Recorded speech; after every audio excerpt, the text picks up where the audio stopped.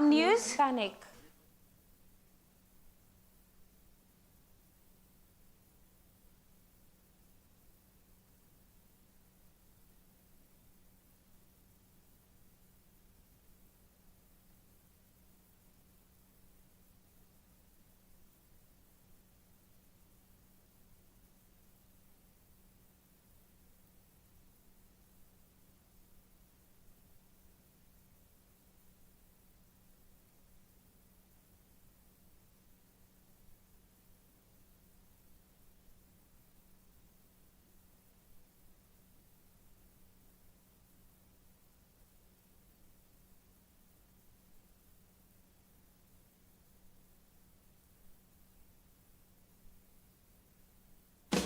Step into the day with the dawn ringing in my ears. Oh, well, I tune into my TV show. No better way, I gotta get myself into gear. Let's go. Oh, and I feel good today with my wake up in the morning espresso. I feel good today. It's my feel good breakfast show. Good morning. Pow, indeed. It's a brand new day, a brand new week, so many possibilities. But put the brakes on. Can we just say how gorgeous you look this morning? Thank you. Carl actually says I look like Jenny from the block, you know, giving you 90s vibe. Yeah, that's her green kind of vibe as well, hey. Can you guess what I'm wearing? I'm going to try and guess. I can't guess it. Wait, do I get one more guess? You get one more guess. We are wearing guess this morning. Absolutely loving it. Guess what? It's my birthday week, everybody, so I'm going to be on a high... Oh, I thought you was Not like today. Okay. No. Everyone would know. Everyone would know. Okay. But of course, we have an amazing show for you guys at home in Mzansi. We love it when the two worlds collide. We love it when radio joins us on TV. And this morning, we are lucky enough to spend some time with radio personality Ryan O'Connor. He's here in the building. I haven't seen Ryan for ages, so cannot wait to catch up with him, find out how him and his beautiful family are doing. And of course, as always, we like to put our guests through their paces. So we're going to be chatting sports, definitely so much to try and wrap our head around. After a crazy sporting weekend, there's going to be a bit of fitness, some games, and then, of course, testing his Gatsby creation in the kitchen this morning. That's the ultimate test. Do you think Ole still has a job today? Again, that's what I'm asking everyone. I'm beginning to think he's like a unicorn. He's just never going to lose his job. Or maybe this will be the death knell. But you can weigh in and have your say. We'll be talking all the weekend sports in just a moment. So please let us know. Are you Amakosi? Are you a Buccaneer? How are you feeling this morning about all the derby action? I know two people who are ready. They look so happy and pleased with themselves and gorgeous this morning. In fact, they're almost the perfect... I can't guess it. I just can't guess it. Oh, thank you, Jenny from the block.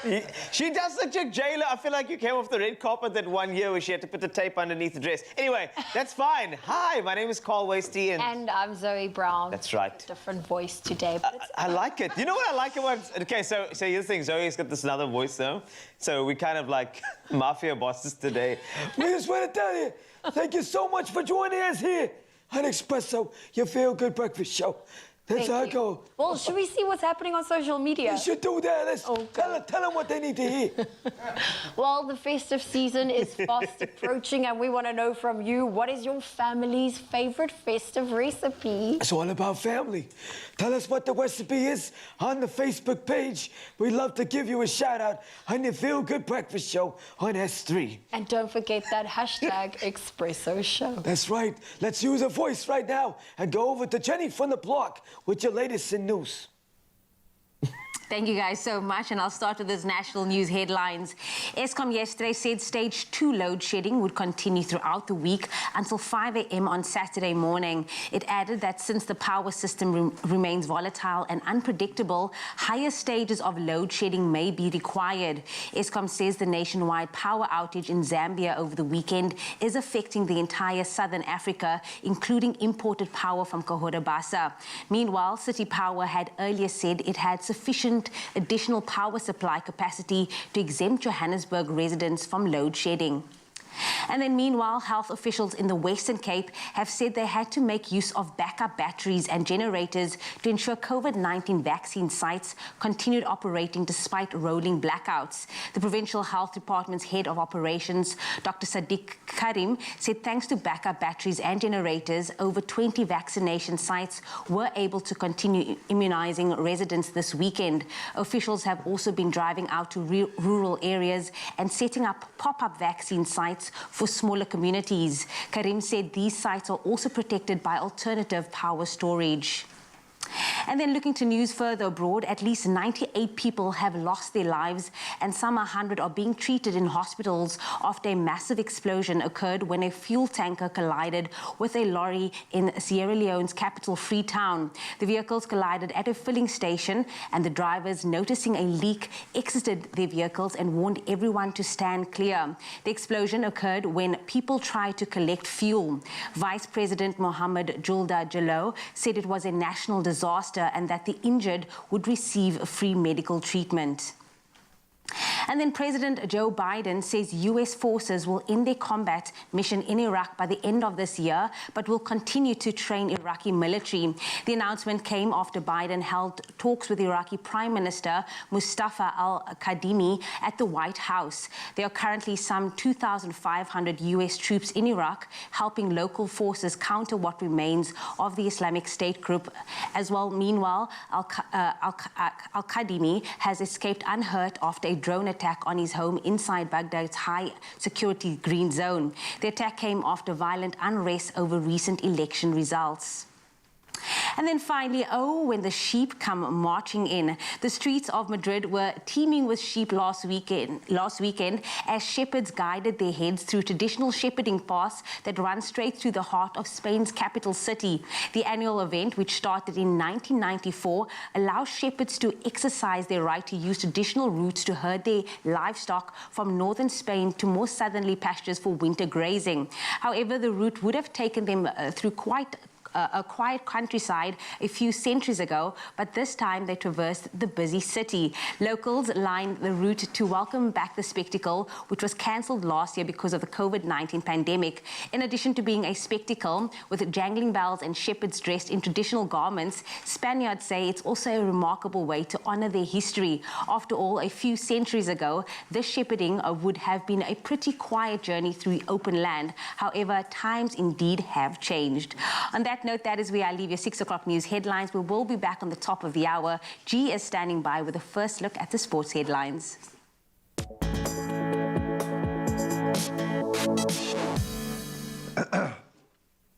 Thank you so much, Jamie. Well, in just a moment, Ryan O'Connor and I will be delving into some of the highlights of the weekend sport. Let's cast a wide net here and get through some of those highlights after a busy weekend. Let's start with the cricket. Heartbreak for South Africa. The final 4 at this year's T20 World Cup have been decided after the weekend's action from Group 1. Australia joined England in the last 4. Of course, the Aussies advancing ahead of the Proteas thanks to a better net run rate. A very bitter pill to swallow for the Proteas, who of course beat England by 10 runs in their final group game on Saturday, but still could not progress. Then from Group 2, it's Pakistan and New Zealand, and then the Black Caps beating up Afghanistan by 8 wickets yesterday, meaning that India's match against Namibia is now a dead rubber. Then on to local football. Kaizer Chiefs claimed Soweto Derby bragging rights on Saturday with a 2-1 win over Orlando Pirates. Keegan Dolly scoring both goals, including a stoppage time penalty to secure a much-needed 3 points for his team. Then SuperSport United, they kicked off the weekend's action with a 2-1 win over TS Galaxy. That was on Friday. Mbule and Gabuza with the goals for them. Mamelodi Sundowns, still looking like the front runners at this stage, ran out 4-0 winners over Marumo Gallants. And this win is their 8th of the season and takes them now 6 points clear of second-placed Stellenbosch. Then a little further afield, Man City have ensured that Manchester is blue right now, and that was after beating Man United 2-0. Eric Bailly scoring an own goal before Bernardo Silva added a second as City moved to within 3 points of leaders Chelsea. Speaking of the Blues, they were held to a 1-1 draw against Burnley. Antonio Conte's first league game as Spurs manager saw him able to net just 1 point with a 0-0 draw against Everton. Then Arsenal continued their incredible form. They beat Watford 1-0 thanks to a goal from Emile Smith-Rowe. And then West Ham, they capped off the weekend with a major shock, ending Liverpool's incredible unbeaten run. 3-2, the final score there. Then we return finally to two wheels. Francesco Bagnaia won a red-flagged Algarve Motor GP. As newly crowned world champion Fabio Quartararo, he failed to finish. So Bagnaia finishing ahead of 2020 champion Joan Mir and Jack Miller. Starting from 7th on the grid, Quartararo fell 5 laps from the end of the race. There was drama towards the end of the race as it ended prematurely under red flags. Iker Lecuona and Miguel Oliveira crashing 2 laps from home. So both riders were conscious, although Oliveira required a checkup at the Circuit Medical Centre. The season ends with the final race in Valencia this coming weekend. As I said, we're going to delve a little deeper into the football and all of the rugby action in just a moment, so stick around for that. Right now, let's set the tone for today's weather.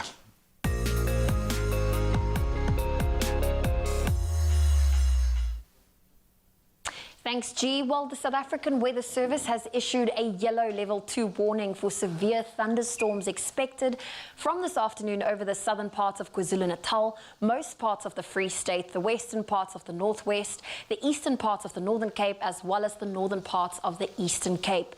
These conditions are expected to bring strong damaging winds and large amounts of small hail. The Weather Service has also issued a yellow level 1 warning for disruptive rain, leading to localized flooding this morning over most parts of the Eastern Cape. And extreme high fire danger conditions are expected over parts of the Northwest, the Northern Cape, the northwestern parts of the Free State, as well as parts of Limpopo.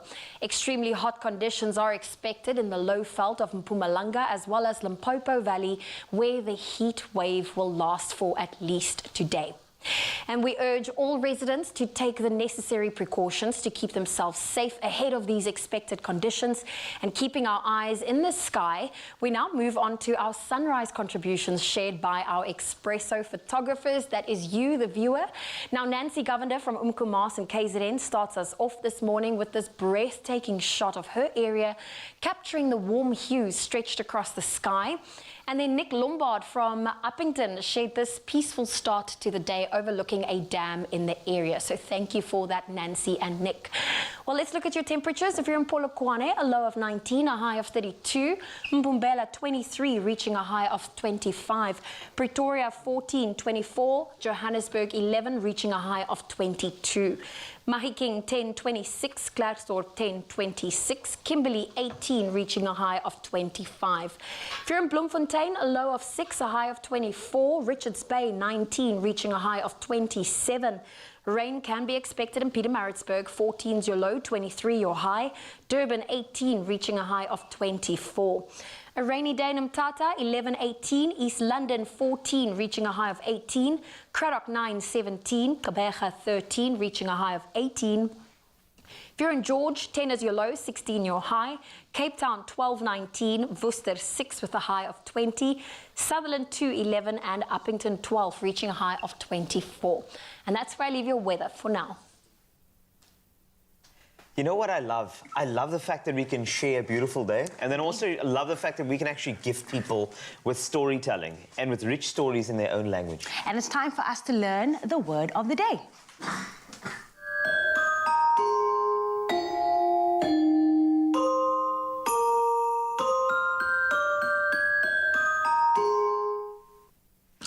Who doesn't love receiving a gift? You love gifts, I right? love gifts, man. I'm that kind of guy. I love Christmas. Give me even socks, I love it. Socks. Oh, Yeah. yeah. No, don't give me socks. Noted. I love it. Now we know, Thank you. now we know, now we It's know. made I it love so it. much easier for us. We love it. We absolutely love gifts, man. So I feel it's so important for us to spread the generosity and the gift of storytelling this festive season and ignite a love of reading amongst children in South Africa with Cadbury Dairy Milk. And we have the word of the day, as Jamie Lee mentioned now, so we can be a part of that change, one word and one story and one translation at a time. Yeah. Yes, and what you'll be doing is you'll be helping co-author children's festive stories written in local languages that will reflect the wonder of a truly South African festive celebration. Now, to inspire you, we are going to be giving you a word to translate this morning, and the word is... Can you guess it? Can you guess it? It's gift. Gift. Oh, I thought it was going to be guess, but it's gift. It's gift. It's Okay. gift. But I So- feel it's important because we are currently in the present. Yeah, but we are at the present. The whole vibe here is to create festive stories that have a South African flavour. Yeah. You know, yeah, we love snow, we love Santi, and we love all those things, but we want a South African Did you vibe, just say okay? Santi? I Yeah. Santi. Ooh, You're you're gonna not nickname me that Santi. That's how much racist. I Hey, know Santi. We know each other. We go way back. Okay, Santi and I. That's because I've been talking to the kids about Christmas and I had to write a letter on behalf of my son to Santa. You've been a good boy. Oh. We've got to do these things. But we want to put a South African spin on Christmas this year, and we are going to be looking at a Chivenda translation of the word gift. And it's quite an interesting one. So there are two words here, and you can maybe weigh in on the nuance between the two. So if we translate gifts into Chivenda, the first is mpo. Mpo. Mpo. Mpo. Mpo. And then the second is zwifiwa. Zwifiwa, yeah. Zwifiwa. Zwifiwa. That's beautiful. Hey? And I know so many people by the name of Mpo. And you realize that they've been named because they were a gift. They were, And yeah. every single Mpo I know, they're amazing. Yeah. So I'm just saying it's actually quite incredible the I way hope that language... right now every that. Mpo that's listening has Yes. stopped what they're doing and just taken a moment to appreciate the fact that they are a gift. Well, you are. And that is how you translate our word into Chivenda this morning. And that's how you can gift your words this festive season and help co-author a festive-themed story to be added to the Cadbury Dairy Milk in our own words library. So all children can enjoy wondrous stories of the most wonderful season. Of course, you can visit cadbury.co.za as well as follow Cadbury Dairy Milk SA on Facebook or at Cadbury_SA on Twitter and Instagram to start translating your word today. And tell Santi that you want Yeah. mpo. Santi. Oh, festive.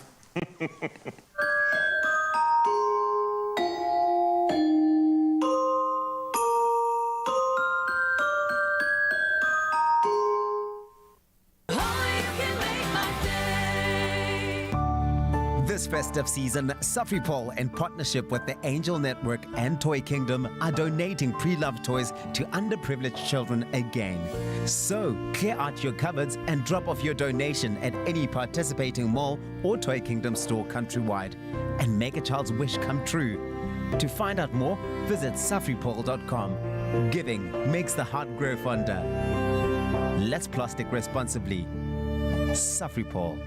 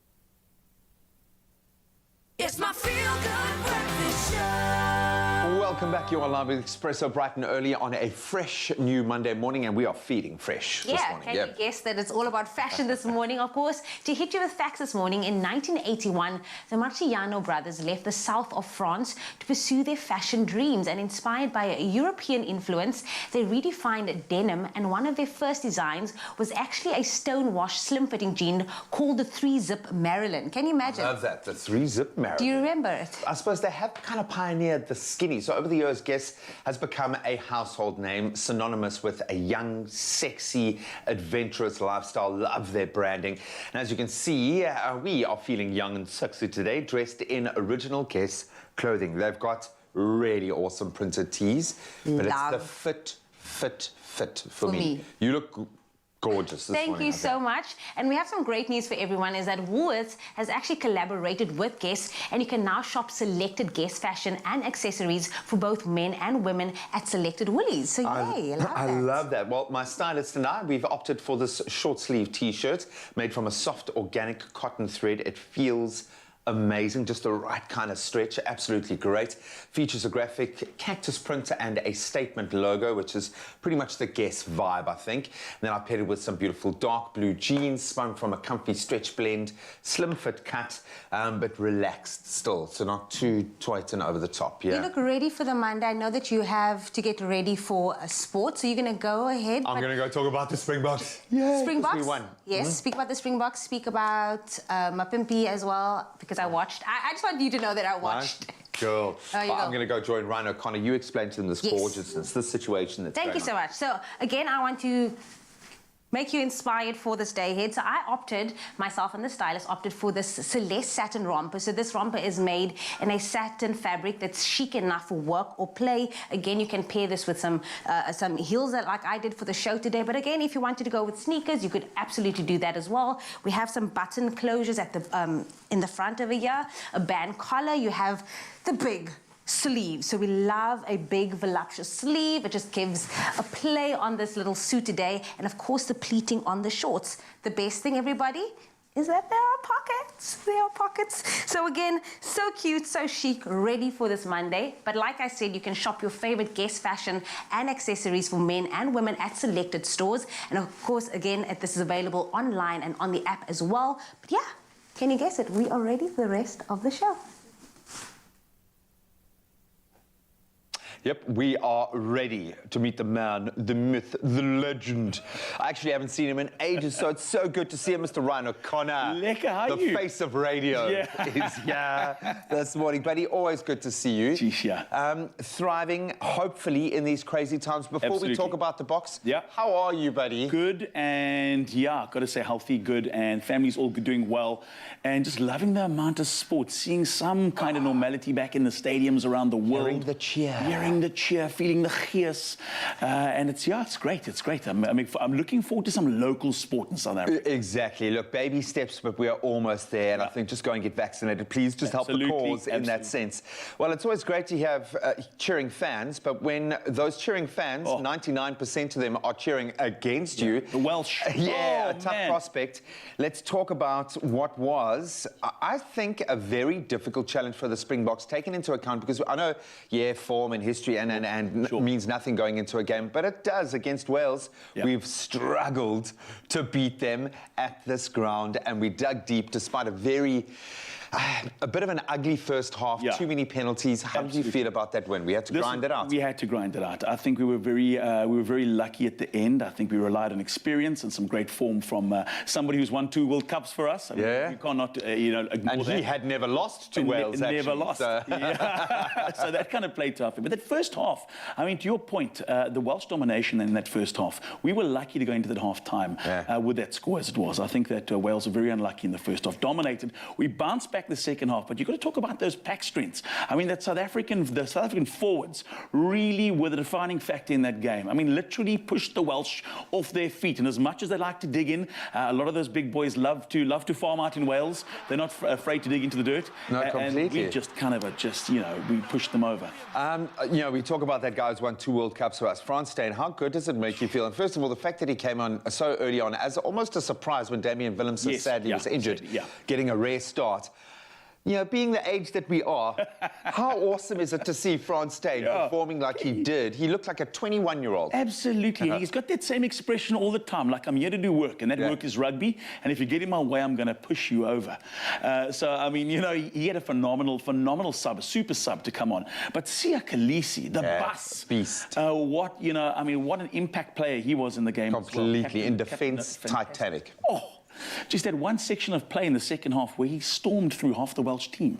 I mean, you just couldn't stop him. It was incredible. I think at the end we can be proud of the boys, and I think Wales can also be proud. If you're a Welshman watching, you should have been very, very, very proud of your team. They did a sterling job. I think if the result had gone away a different way, maybe Dan Biggar would have been my man of the match. Absolutely superb, as we saw through the British and Irish Lions tour.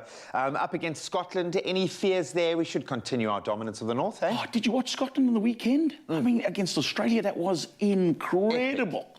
I think there's a lot of warning flags there again for the Boks. I mean, this is not going to be an easy tournament. We're not going to go into any of these games thinking this is this is a sure thing. We're going to win it. This is ours for the taking. We got to work hard for every single win. And we want that. We want to be tested, of course, before we take on our old foes, England, and yet another grudge match. Incredible scenes. The Boks did it. They have the bragging rights in the start of their autumn northern tour, which we absolutely love. I've got to ask a quick question. Which side of the fence do you lean, Buccaneers or Amakosi? Oh, listen, I've got to say Buccaneers. Oh, shame. And check that tear that's welling up in the corner of his eye. Listen, I watched and I thought to myself, I mean, it's the derby of the year. Yeah, unbelievably. And I was looking and I was watching and I was, come on. It was not meant to be. So a penalty in extra time sealed that one. We're going to delve into some of the footballing action in just a moment. This man is not going anywhere. Ryan O'Connor's going to be cooking. You're going to dance, I'm sure. You're going to sing. I'm sure you're going to sing. Doing it all. Yeah, we're going to make you sing. Even going to make you make a Gatsby. Something about a pole and dancing. Yeah.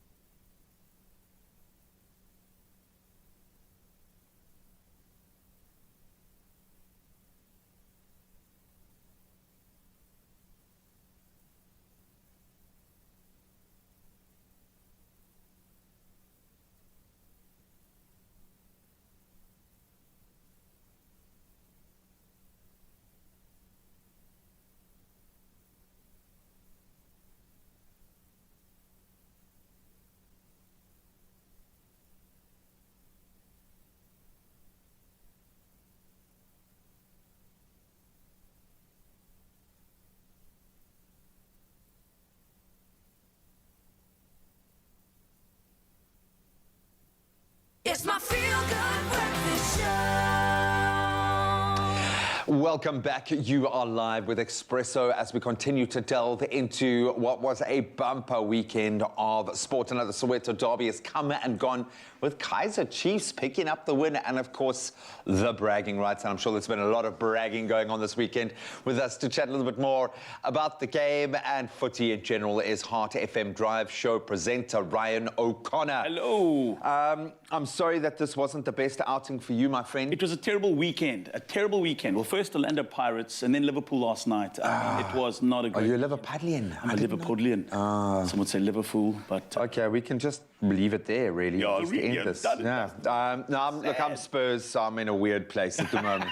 I'm just in a strange place at the moment. Let's talk about the game that obviously gets so much pressure. And I think, unfortunately, it often then results on not the best action on the field. Yeah. This one gave us a little bit of spice. It gave us, I know the winner came later on in injury time, courtesy to a penalty, but this one, it was a good, fiery derby. It's what you expect from the Soweto derby. It had all the elements that made a great football outing. I think it's, on the calendar, this is the big one. Chiefs, Pirates, and I think fans weren't disappointed. I think both teams rose. It was a great clash of two powerful teams. If you had to look at I don't want to say Chiefs are falling down at the moment. They probably are in a rebuilding phase, if you will, but there are a couple of names in there. So much has been said about Cardoso and the fact that he is just not firing on all cylinders. What's not working for Chiefs at the moment? There just doesn't seem to be that kind of a click. They're almost in that gear. They're waiting to click over into that gear. And to your point, I mean, they've spent some time rebuilding, and I think they're looking just for things to kind of fall into place. It's getting there slowly, not as quick as they would like to see. I've seen it happen, but I think it's, to your point, that progress of rebuilding, and they just need to find that kind of a synergy where they all click and it makes sense for the team. Yeah, it kind of feels like they are riding on the coattails of Keegan Dolly, obviously, who's on form, and maybe Karma Billiats as well. Yes. Just the rest of the team needs to catch up. Yeah. What's next for Pirates? How important is a Soweto derby win or a loss in terms of the momentum for a season? It's not called the Soweto derby for nothing. Yeah. I mean, you're looking at, the fans kind of, it's what they want. It's on their turf, as it were. And it is all about the turf. It's about who dominates Soweto, who's the champions of Soweto. This morning, it's the talk of town, that it's Chiefs. Irrespective of where they sit in the table, they will reflect the weekend like we are now, and it'll be a big one. It's a big one to reflect. When we look at the broader picture, doesn't look like anyone is going to challenge Sundowns at the moment. They seem to be in a class of their own. Very dominant. I mean, they're just unbelievable. I watched them, and I also watched the Amazulu game as well, because I'm a massive Cape Town City fan. So watching that, and that was interesting, because you got Benny McCarthy up against his old club. And to, I think, beat them 2-0 as well in the weekend. I was looking at that going, whoa. That's called Providence, my friend. Yeah. That's Providence right there. Karma. And I mean, the other side of a phenomenal NTN 8 weekend wasn't one for Cape Town City. I was just kind of backing. So all my teams were out of it. It's Pirates, Cape Town City, and Liverpool. Let's quickly touch on that Liverpool before we let you go cook a Gatsby or dance or whatever you're going to be doing. You could see on Klopp's face how much this meant to him. Obviously, a lot of club history tied into last night's fixture. I mean, that was an unbeaten run that is unprecedented. For West Ham to do that, do you see West Ham keeping up this kind of... Because it's not like Liverpool were playing bad football either. No, can't take it away from West Ham. They were incredible last night. They really were. And to see them jump the table, and there's a lot of pride at stake there as well, to kind of jump over Liverpool in the standings. It was a big game. West Ham played out of their socks. They were incredible. And like you said, Liverpool didn't play a bad game last night. They were just a little outplayed by the better team on the night. Do you think they've got it this season, before I let you go? No, I think... City? No. Spurs. Yeah, you said it, man. No, just say it, bro. Look, Chelsea... Say it. Look, there's no pressure on Chelsea. They're sitting on top of the log, and no one's pointing fingers. It's almost like we're expecting Chelsea not to stay there. Everyone's going, is it going to be Liverpool season? Is it going to be United? And Chelsea are going, hey... We're on top. We're rumbling we've got on. No pressure. I mean, you look at these results. Did any of the top 5, top 6 teams get a result? I think Arsenal now extend their unbeaten run to 10 games, which is amazing and might have saved Arteta's job. But clearly, none of the top guns are safe at this stage. When we talk about a target, we've seen 3 managers get sacked over the last week. Is it the time for Ole Gunnar Solskjaer to go, or does a Man United legend like that have a free pass indefinitely? I think the question is who's going to replace him. I think that's the big question. There was question marks around Conte, but we know where he's gone to. So now who would step in and replace him? I'm sure that the powers that be at Man United have had a look at it and gone, listen, Ole, you've got another year, you know, a little bit more of that rope we're extending to you. Can you perform results? At the end of the day, he's going to have two derbies in 2 weeks, 2 weeks, man. I know. Two derbies lost in 2 weeks. Oh, buddy. That's enough out of you. Absolutely love it. Well, if like Ryan, I'm commiserating with you on the losses this weekend. I'm so sorry. And if you're on the winning side, congratulations. A bumper weekend of sport either way. Well, looking at all of Man United's zeros, it just makes me want to talk money, life, and bulls. Now, Wasey, wow. yeah, I have a question for you. Okay. Do you know your credit score roughly? I do. You do? Yeah. Okay. And then, has your credit score affected any big purchases you've made recently? Not recently, but I can tell you, I feel like that's why people are calling me. Oh, okay. Quite often because of the credit score. I think that, you know, when you are managing your accounts properly, you get a lot of phone calls from people wanting to give you credit. Okay, which they want to give you more. It's always great to get credit somewhere. So I think it's important for us to have a bit of a lesson, though, and this is around credit card management. Now, we're looking at why credit score is actually essential and how you can improve yours. So if you want to take some notes, please feel free. That's right. So generally speaking, your credit score is a number that gets calculated based on how you pay your bills and how much debt you have. Now, this number tells the banks how you manage your existing credit and if you have the track record to afford and pay your monthly installments on time. So the higher your credit score number, the better. And the more likely banks are to borrow you money and give you a better interest rate. And here are the types of things that actually can count towards your credit score. So your payment history, the types of debt you have against your name, and then your credit history length as well. It's quite important. Very important. Now, if you want to buy a house or a car or take out a loan in the future, for example, you will need a credit score and a healthy one in order to show the banks that you are capable of paying this money back. And one of the best ways to get a credit score or improve your credit score is to take out a credit card. Now, you can use your credit card for daily shopping, emergency expenses, or to pay bills, whatever you really like. As long as you pay your installments on time, you are good to go. So, and it's great. The credit card it gives you that opportunity to practice very, very good financial education and acumen, which is very, very important. So with the new Nedbank Gold Credit, you get up to 55 days interest-free on your installments. So this is a great option to look at, and because one, you actually have extra money when you need it, and then two, you also get to build your credit score. So credit cards are one of the first steps to take in building your credit profile. So take the plunge. It's not as sort of, you know, daunting as you think. And be responsible with it. And there you have it. You pay your bills on time and you will be rewarded. Now, I encourage you to go and check out your credit score today and see how you can improve if you need to. There we go. Give yourself some credit. Never think 100 Rand is just a clipper. It's a fresh fade or prepaid electricity. It also gets you a gold credit card from only 40 Rand per month, and you still get change. So, do you want a bank that takes your money or a bank that takes your money seriously? Get a Nedbank Gold credit card that helps you afford more.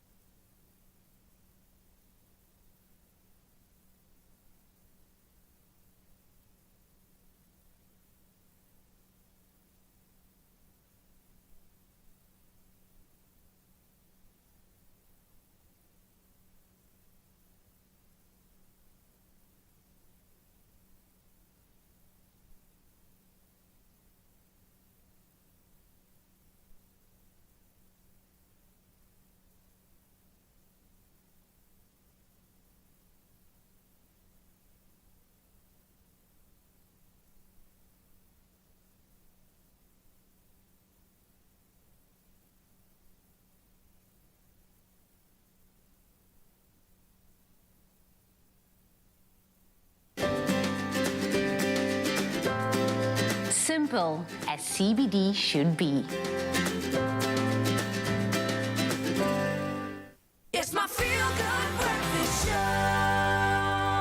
Welcome back, everybody. Yes, it's your Feel Good Breakfast Show. We're starting this Monday, correct, with some cardio. Now, cardio exercise is essential for good health. It gets your heart rate up, making your blood pump faster. Now, this delivers more oxygen throughout your body, which keeps your heart and lungs healthy, which we need every single day. Now, regular cardio exercises can also help you lose weight, get better sleep, and also reduce your risk for chronic disease. So what better way to start your week this Monday off than to feel that burn? And Marcy is back. He's with us. He's smiling. Yes, I don't know why. As always. You're always smiling, Marcy, and that is such a smile, like you guys will work today. So me and Mzansi is going to sweat it out, starting off early. It is what it is. Yeah, I'm a nice person, and it's early morning Monday, and so I need to take it as a chill. And just tell everyone, you asked me, is that tights good enough for you to do a burpee with? So burpees are coming, everybody. So move whatever you need to out of the way, because it's time for us to sweat it out.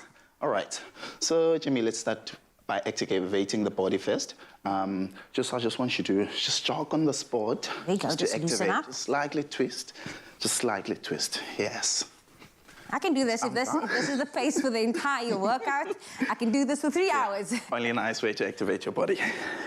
Here we go. Back down, that's fine there. Okay. Very good. Do you feel warm? I do. Because I usually hate cardio days. Yes. Give me weight training, give me HIIT, give me any of that. But cardio, I'm always like, oh my gosh, do I have to run? Yes. So now we're gonna start with the jumping jacks, right? This is with the normal one. Just with the normal jumping jacks. Okay. Wanna take it a little bit more advanced? You can do a full jumping jack. That's fine. Yes. You can do more advanced. I will. There we go. So you can follow along with myself or Marcy, advanced or just basic. Yes. Or it's all about getting that heart rate up. Well It's done. Cardio Mondays. Yes. So the second move, we're gonna do 7 mountain climbers and 7 high knees. So we're doing 7 up, 7 down. So what's the reason for 7? Just asking your friend. It's just quite getting the numbers right. Even. You wanna push yourself. If you're gonna do 4, you won't feel it. For sure. Okay. Let's get into it. Good. Now we start on top. Okay, 7 starting up, 7 down. So first one was High knees. high knees. Here we go. 1, 2, 3, 4, 5, 6, 7 down. 1, 2, 3, 4, 5, 6, 7 up, back up. 1, 2, 3, 4, 5, 6, 7, and back down. Yes. 1, 2, 3, 4, 5, 6, 7. Wait. Woo! Okay. Ooh, I like how the trainer is trying to get his breath. It's not that we're not dying alone. Yeah. That's It's how all it cool. goes. Okay. So now we're doing drop touches. Which is what? Drop touches from here, start with nice. Oh. Yes. Seven See so of many people at the gym does this. Ooh. And how many of these? You can do between 15 to 20 repetitions. Well, until your ancestors say stop, girl, because wow, you are doing the most. Woo. Woo. Lay it down. 2 more. Last one. Woo. Well done. All right. Catching our breath there. Now we're gonna do the most hated exercise, especially for early in the morning. It's the B. Yes, the burpees. URPEES. Yes, the burpees. You have to spell it. You don't even want to say it for Monday morning. Burpees is coming. All right. I did warn you, Mzansi. I'll do the advanced ones. Oh, did you think I was going to do that one, son? No, but we can both okay. do it. Okay. Okay. You can do it. Let me just try to show you. If you want to take it more simple, right there, back in, up. You don't need to jump up, guys. You don't want to hurt your knees. Sometimes people, they don't know how to land. Okay, so most easy way, down, back, up. Down, back, up. Easy. Okay? No, you can carry on. You can... What's the advanced one? Okay, the advanced one, you just don't move. You doing the slow pace. I see you chose violence this week, eh? No. You came for it, and we're here for it. We don't mind. Okay. Okay, so how many burpees? Let's do 7. I can't do 10 today. It's Monday. Starting off slow, 7 burpees. Mzansi, you can do it. We are going to do it. Okay. Can the studio audience again, can everyone scream for us? High for us, please. We need the energy. Let's do it. Ready? 3, 2, 1, let's go. 1, 2. Come on, Jamie. 3, 3. A little bit too slow. 4. I'm heavy. 5. We can do more. 6. Yes. Woo! 7. The other 3, the last 3. 8. 2 more. 9. 1 more. 10. Boom! And that is how you start on Monday, everybody. Cardio. Yes. Cassie, what do you have to say for yourself? Now I'm finished. You're finished. I'm glad that I'm not the only one finished. Let us know how you fared with that workout. It was not an easy one, but we got through it. And the best part after workout is to refuel. The recovery. So get yourself a dairy snack. Looking cute for the Monday. Wow. Blueberry and cream. Is this Nice. a flavor you'd Clover. like? That would be a nice one, though. I can try it today. You know, I'm a That would be a nice strawberry one. person, Well, but if- not blueberries today. Well, if you don't want this, you can also head into the kitchen right now because we have more fueling coming your way. Thank you, Mzansi. Oh. Well, they do need a little bit of sugar after that energizing workout. Now, I have a question for you. What do you get when you cross a donut and a berry muffin? Well, you get a classic berry dauphin because why choose between a donut and a muffin when you can really have both? They are soft and fluffy and they make for the perfect classic treat. And here to show us how to make this delicious recipe is the one and only Jenny Morris. A dauphin. A dauphin. Dauphinoise. Dauphin. A dauphin. Something different. It is very different. Sugar makes you happy. That's right. Well, listen, this is now a perfect excuse to have donuts Everything. and muffins for breakfast. And a classic treat. A classic treat. And of course, we are using our Clover Classic dairy snack. Absolutely, and that's going to really lighten it up and make it beautiful and make it gorgeous and moist. So I'm going to get, you can beat those eggs for me, my baby. Okay. I got taught how to crack an egg with one hand. Oh, really? I can crack it in my hand.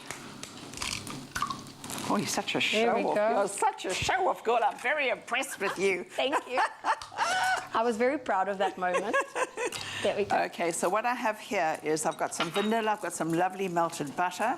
I'm going to take your eggs and pop them into this. So it's all the wet stuff goes in and then the dry stuff. Separate. And a little bit of salt. Should I make sure? Oh, yes. Yes. Because salt balances the whole thing off. Just a little bit anyway. You just Tiny need to- drop. Open that for Mama. Of course, so we are using our Clover Classic dairy snack, Yes. and this is the raspberry and cream flavored. Divine, absolutely Low-fat divine. stuff. There we go. And then I'm going to just get the flour in.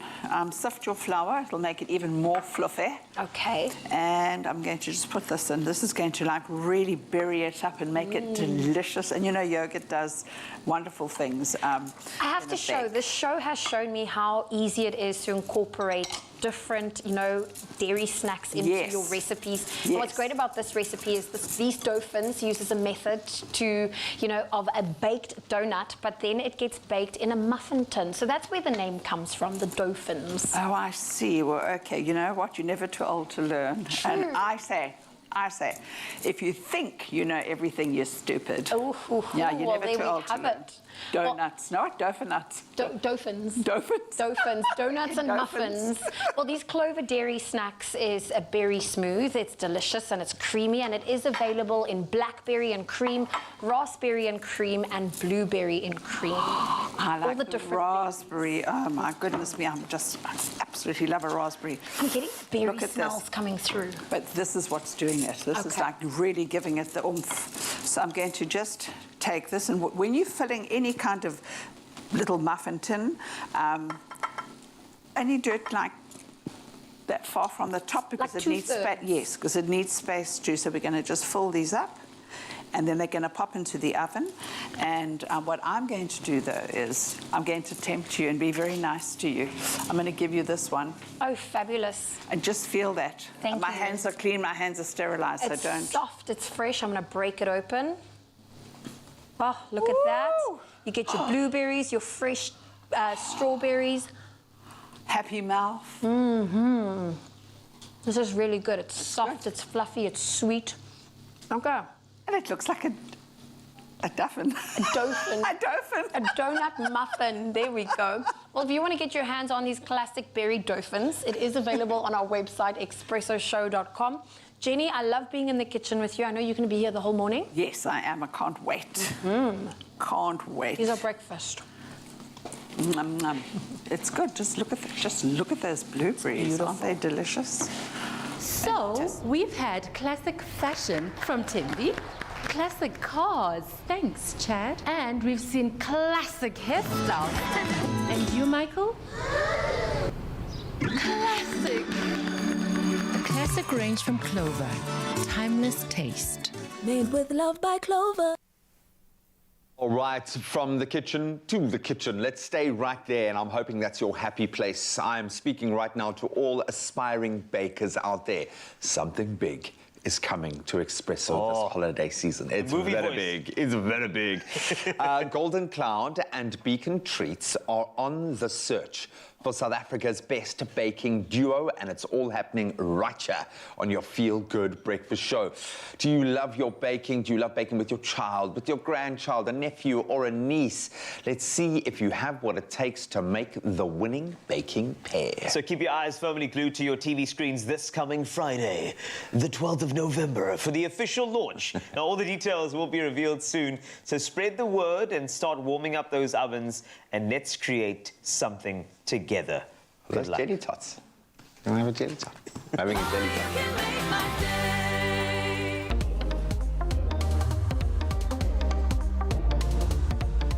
It felt so right, living in your starlight.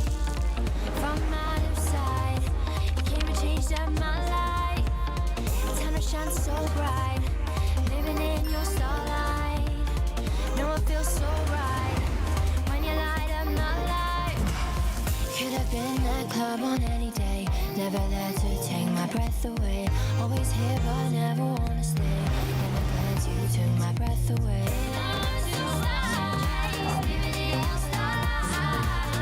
Look beneath the surface.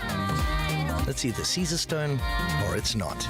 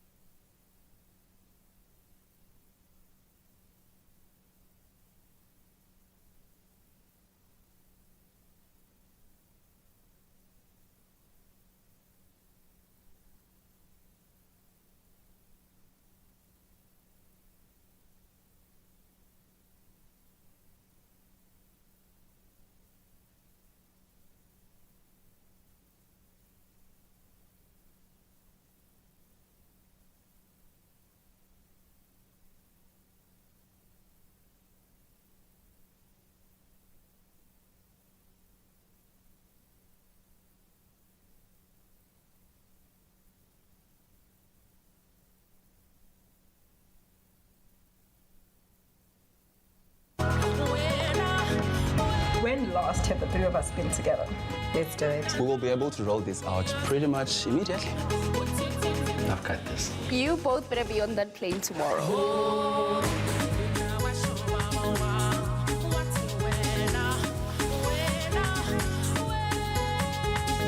Our Monati keeps friendships flourishing with freebie SIM-only 6 gigs at $289 per month with loads of extras.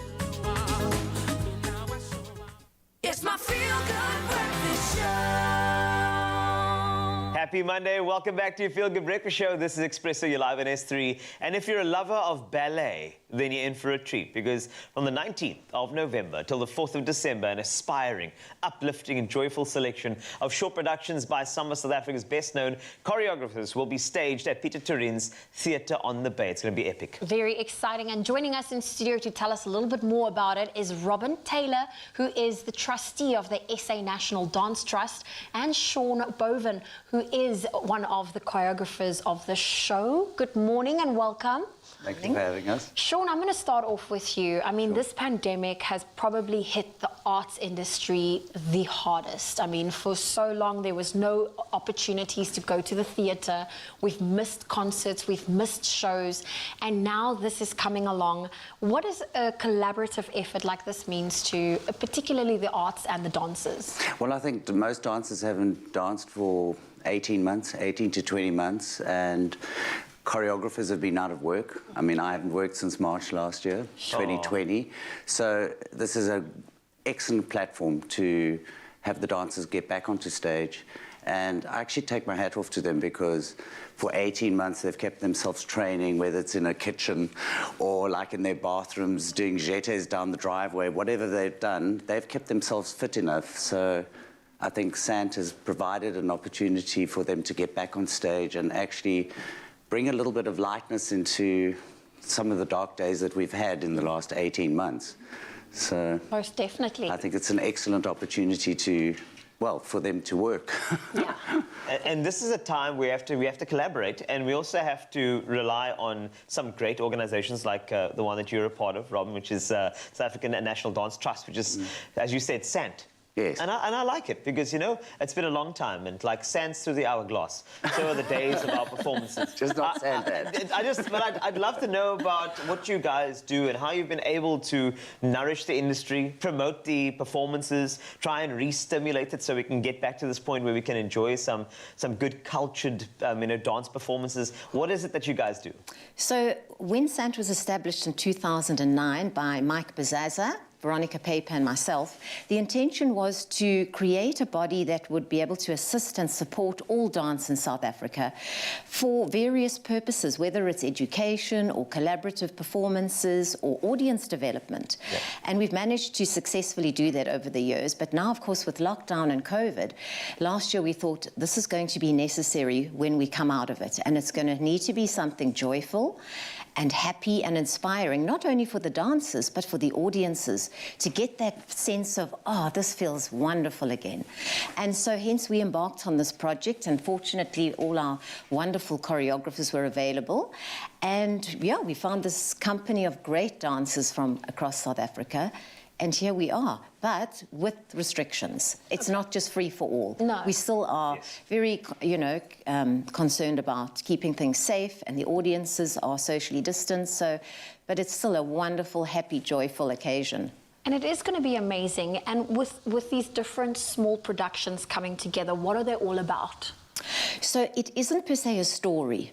They are familiar pieces from the three choreographers, a lot of whom are well known already. Sean's got his swing time at the ballet pieces. He's got some of his Queen at the ballet pieces, which are fabulous.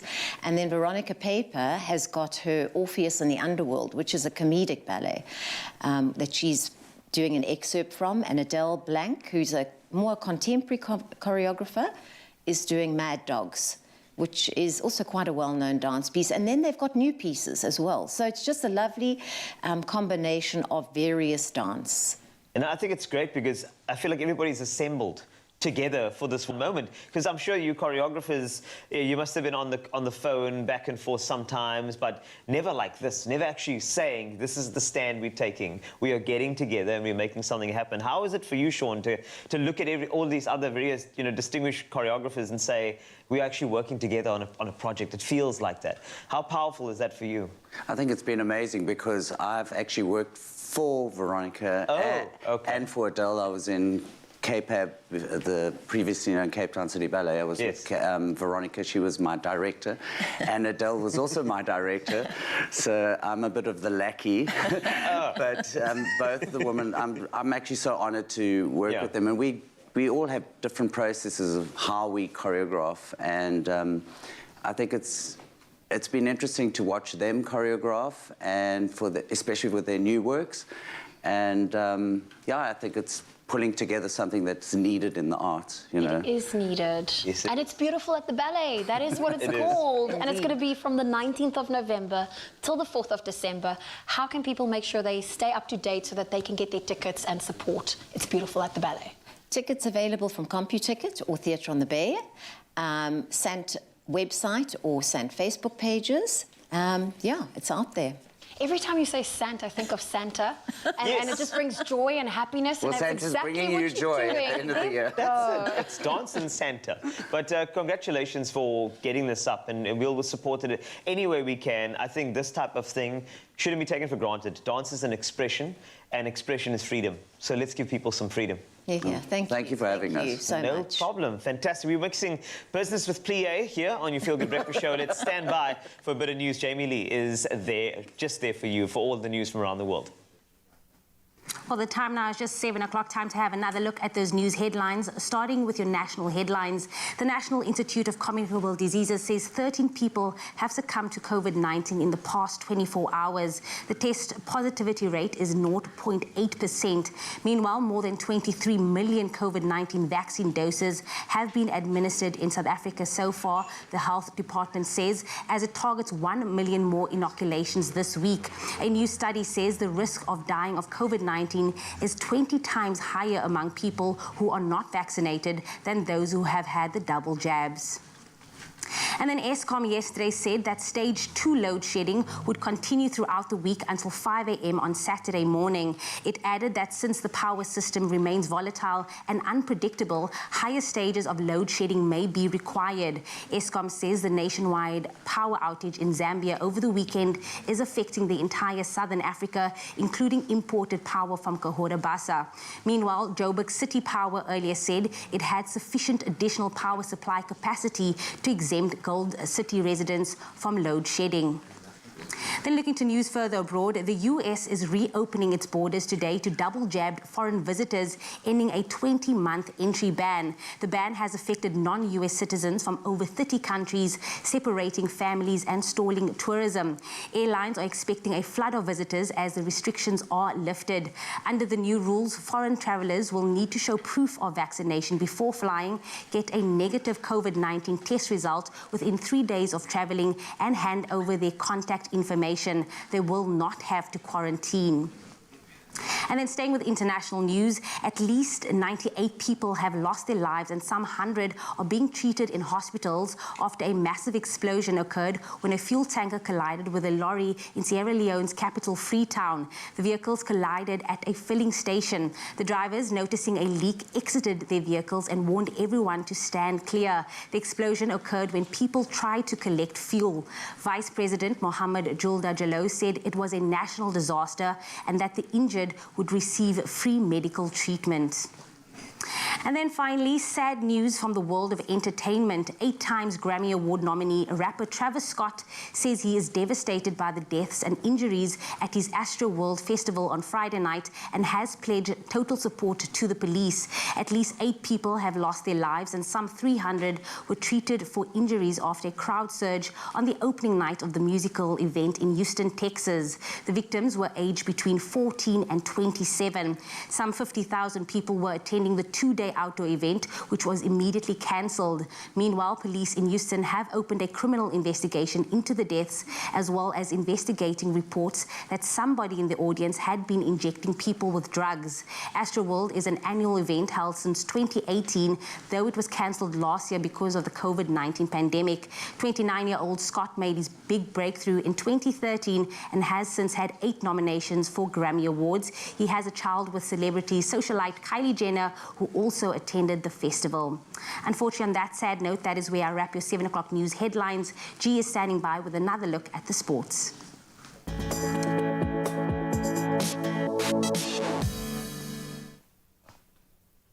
Thanks so much, Jamie. Let's start with cricket. The final 4 at this year's T20 World Cup have been decided. That was after this weekend's action. So from Group 1, Australia joined England in the last 4. The Aussies advancing ahead of South Africa thanks to a better run rate. It was a bitter pill to swallow for the Proteas, who of course beat the table-topping England by 10 runs in their final group game on Saturday, but still weren't able to progress. Then from Group 2, Pakistan and New Zealand are through. The Black Caps beating Afghanistan by 8 wickets yesterday, meaning that India's match against Namibia is now a dead rubber. Let's bring it back home for football, and Kaizer Chiefs, they have claimed Soweto Derby bragging rights on Saturday with a 2-1 win over Orlando Pirates. Keegan Dolly scoring both goals, including a stoppage time penalty to secure a much-needed 3 points for his team. And SuperSport United, they kick off the weekend's action with a 2-1 win over TS Galaxy. That was on Friday. Mbule and Gabuza with the goals for them. Then Mamelodi Sundowns, they march on. They ran out 4-0 winners over Marumo Gallants. The winner is their 8th of the season, now takes them 6 points clear of second place Stellenbosch.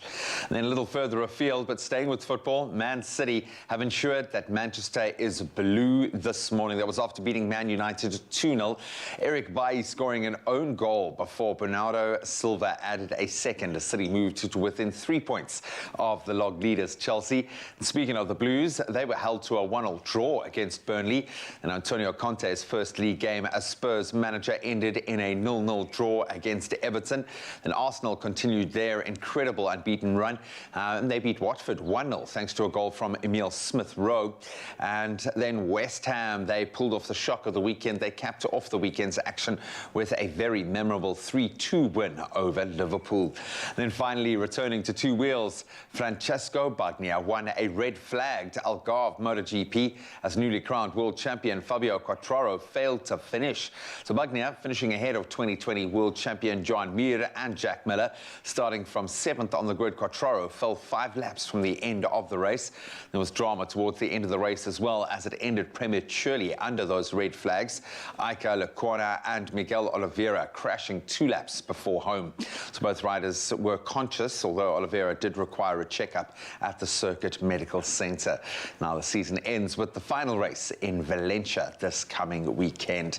If you missed any of those details, we'll touch on them again at 8 o'clock. Right now, let's set the tone for the day with the global weather perspective and some of those temperatures here in South Africa.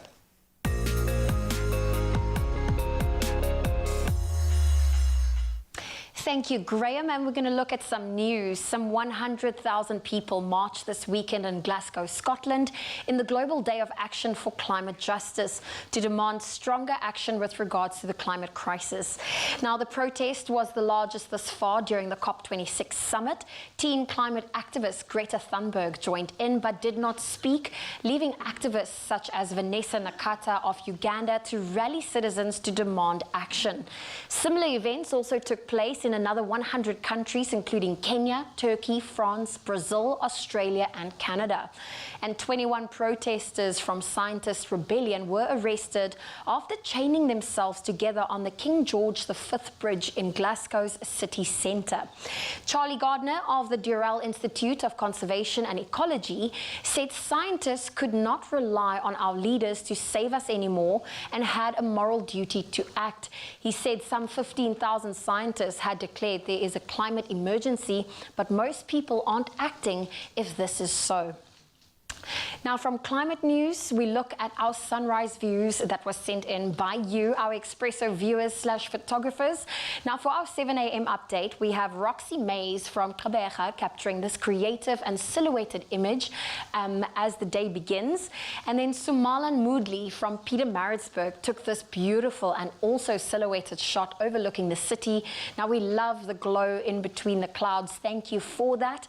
And let's quickly look at your temperatures. If you're in Polokwane, expect a low of 19, a high of 32. Mbombela, 23, reaching a high of 35. Pretoria, 14, 25. Johannesburg, 11, 22. Thunder showers in Mahikeng with a high of 26. Klerksdorp, 10, 26. Kimberley, 18, 25. Bloemfontein, 6, reaching a high of 24. If you're in Richards Bay, 19 is your low, 27 your high. Pietermaritzburg, 14, reaching a high of 23. Durban, 18, 24. Rain in Mthatha, a low of 18, a high of 18. East London, 14, reaching a high of 18. Cradock, 9, reaching a high of 17. Rain can be expected in Gqeberha, a low of 13, a high of 18.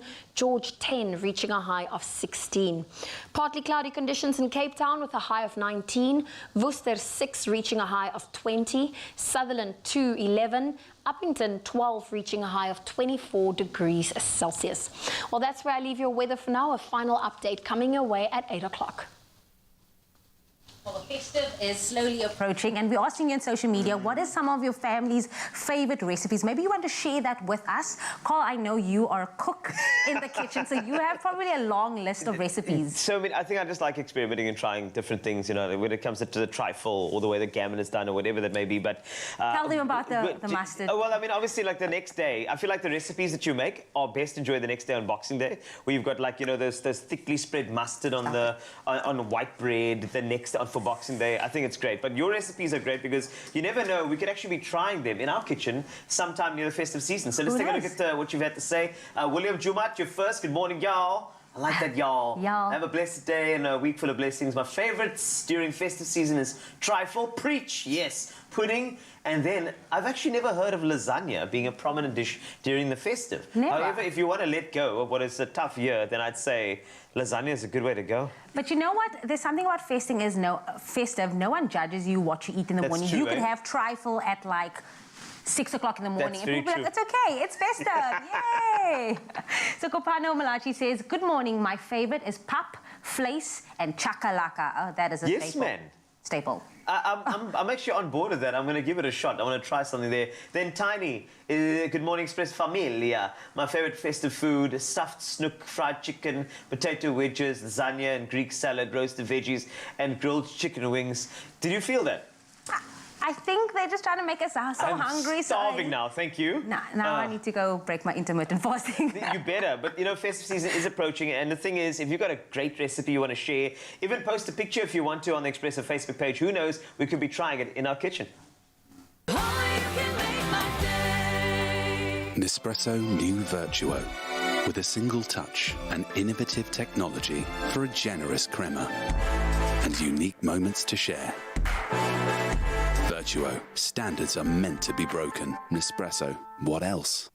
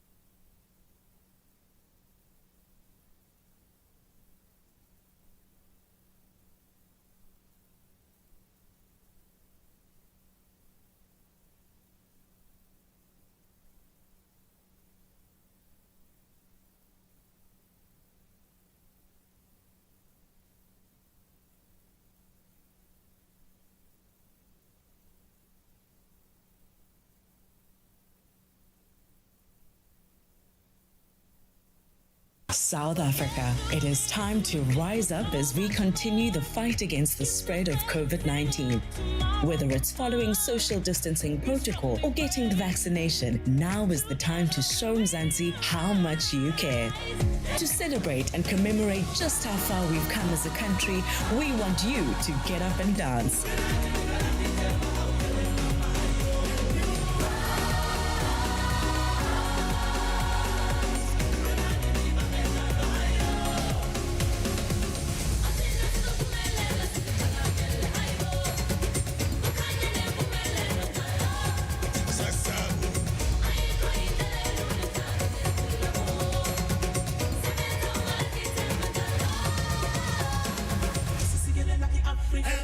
time for all South Africans, young and old, to share in the joy as we embark on a journey to a COVID-free world. For some, it will be a dance of remembrance, a dance of survival for others, and a dance of hope for many, but a dance of fun for all. Enter as an individual, as a family, or even colleagues. Get everyone involved. Follow our step-by-step tutorial and win.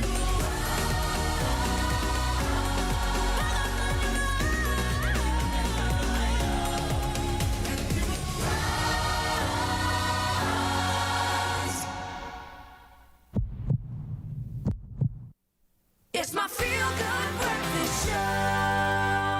It is your feel-good breakfast show indeed, and we are here for the fun and games. And you know, in the evenings, people love to gather and take part in, and testing each other in a little bit of a pub quiz to know who's got the best general knowledge.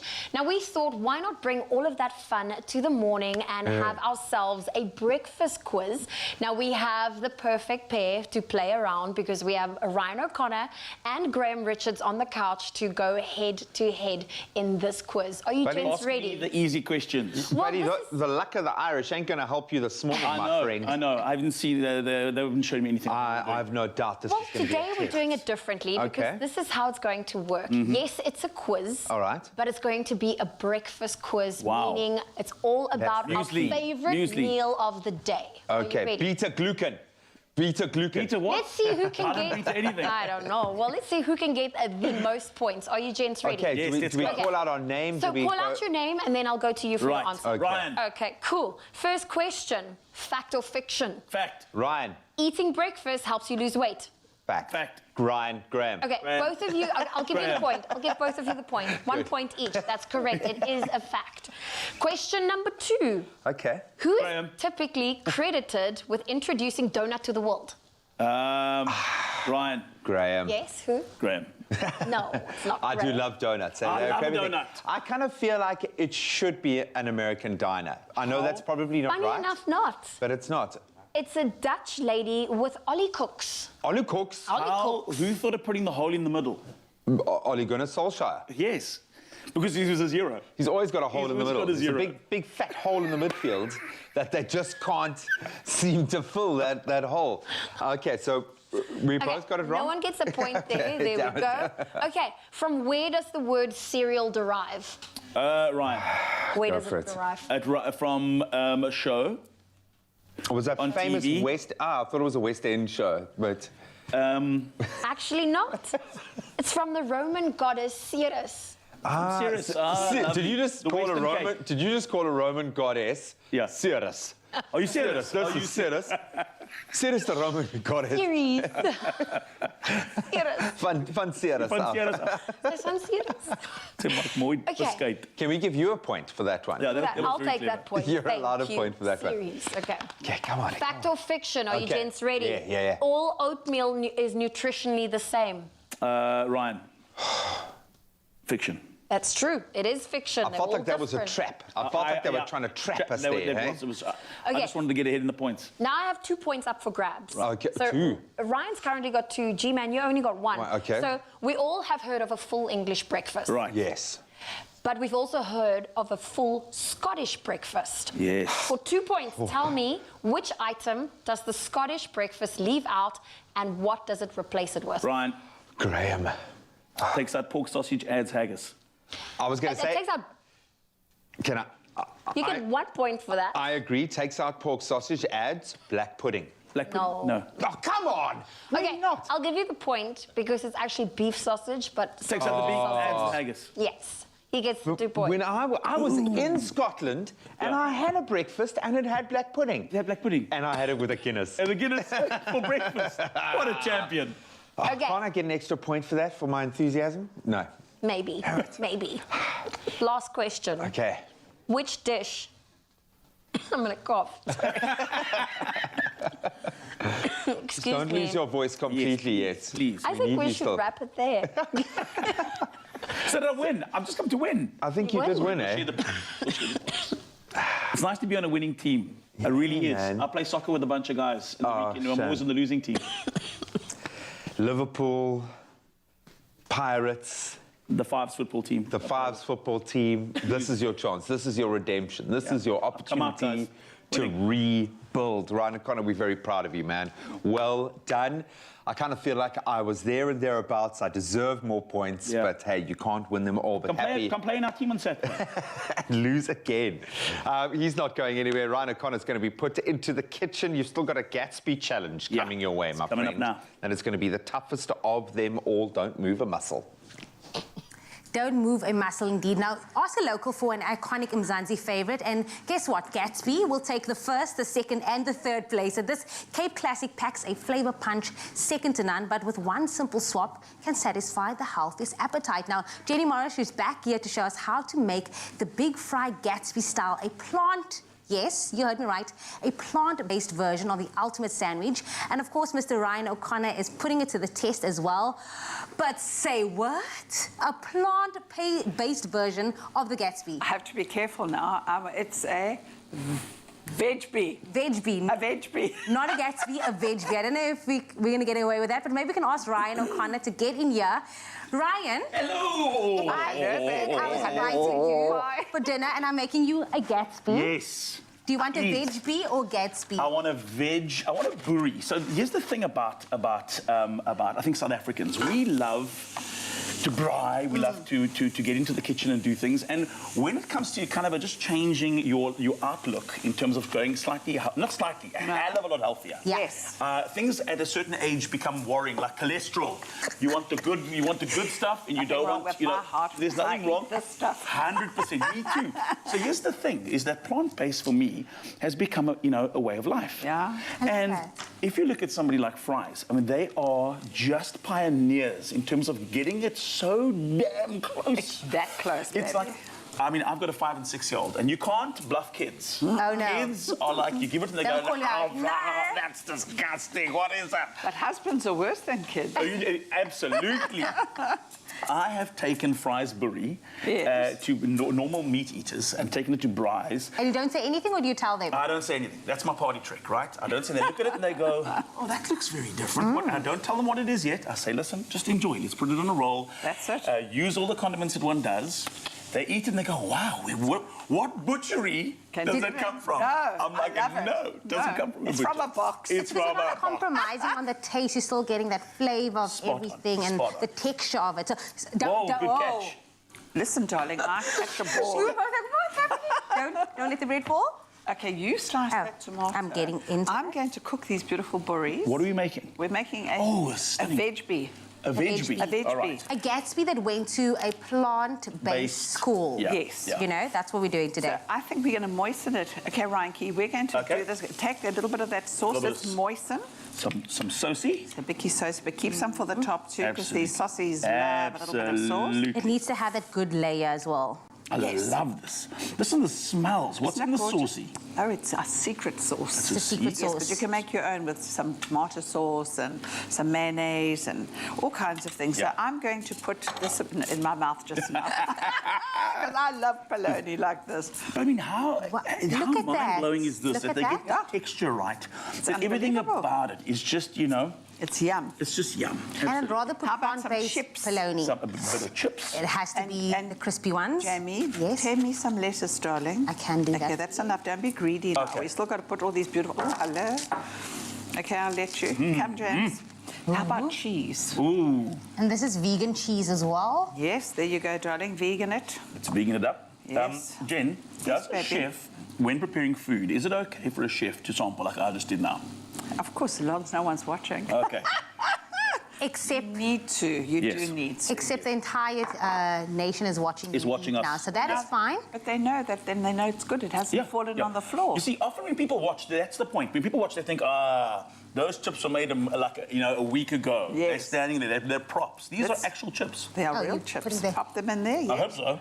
Ryan, what do you think your family would say? Like chips. Your family would say about this little recipe over here? Well, let me tell you something. Give me.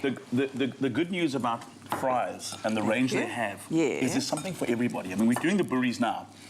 There's chicken-style nuggets. Yes. That will blow your mind. How about mince?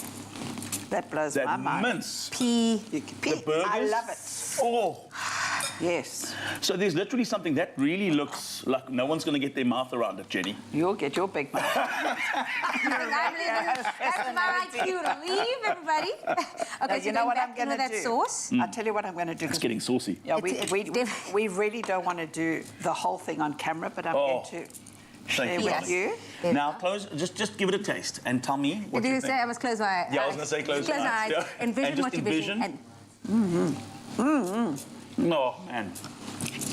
Jamie. You could have fooled me. What a party trick. What a party trick. I'd have never known. Just for the meat-eating friends out there, what a great party trick. And the great news, like I said, cholesterol-free. More protein in here than in meat. Exactly, and it's pure protein, it's good protein. Pure protein. You know what you're getting out of this, but also the flavour. Again, not compromising on that taste. Can we finish this? Do you have to give it back? No, give me nothing. Yeah, thank you. We were going to finish it. We were just asking for permission. And just going back for more. Again, how would you eat this? Because you can't, remember, you can't eat a Gatsby with a knife and a fork. It is illegal. So you'll have to eat it like this, but you can't eat it on camera. You say. All alone. Just You're going to have this in the car, don't I am. Take it over the family. I want that cut in 3, please. In 3? Cut in 3. Please. Oh, there we go. Who gets the middle piece? Oh, I want to be the filling in the sandwich.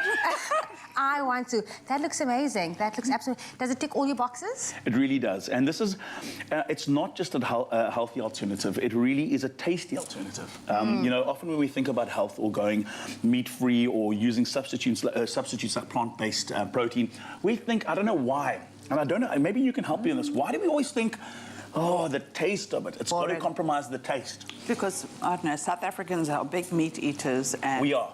We've now enlightened and we realise we've got to save the planet. This is what we're doing. Once Brian, a week even. I want you to go home and tell the family that you had a vegan Gatsby for breakfast. For breakfast? For breakfast. This is the best thing about breakfast TV show. And he's still going in for this. ExpressoShow.com is where you can get your hands on the recipe, while Ryan gets his scufty, gets his Tupperware to put that in for the kids and the rest of the family. Barakat. Hey! Some barakat. Yummy. That is so delicious. Always find our way when we walk against the crowd.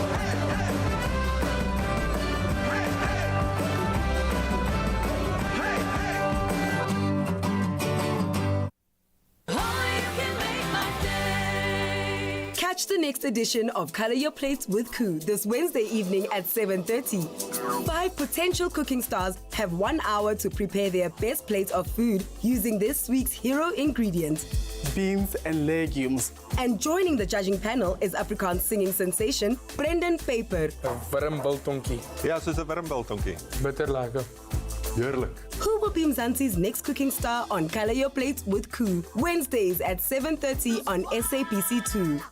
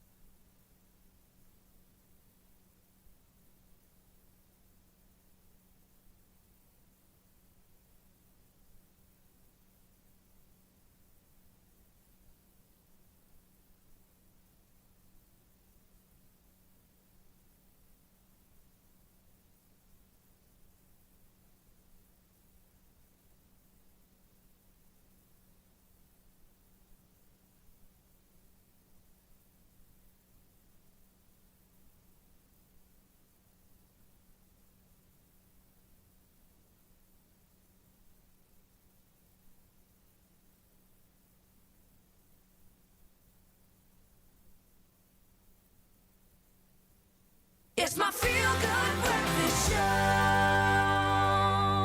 Welcome back to your Feel Good Breakfast Show. This is Expresso here on S3. I'm sorry, I'm trying to get graceful because we're about to do a little lesson with ballet. Basically, we're having a ball with an ET at the end, and this is how we're going to do it.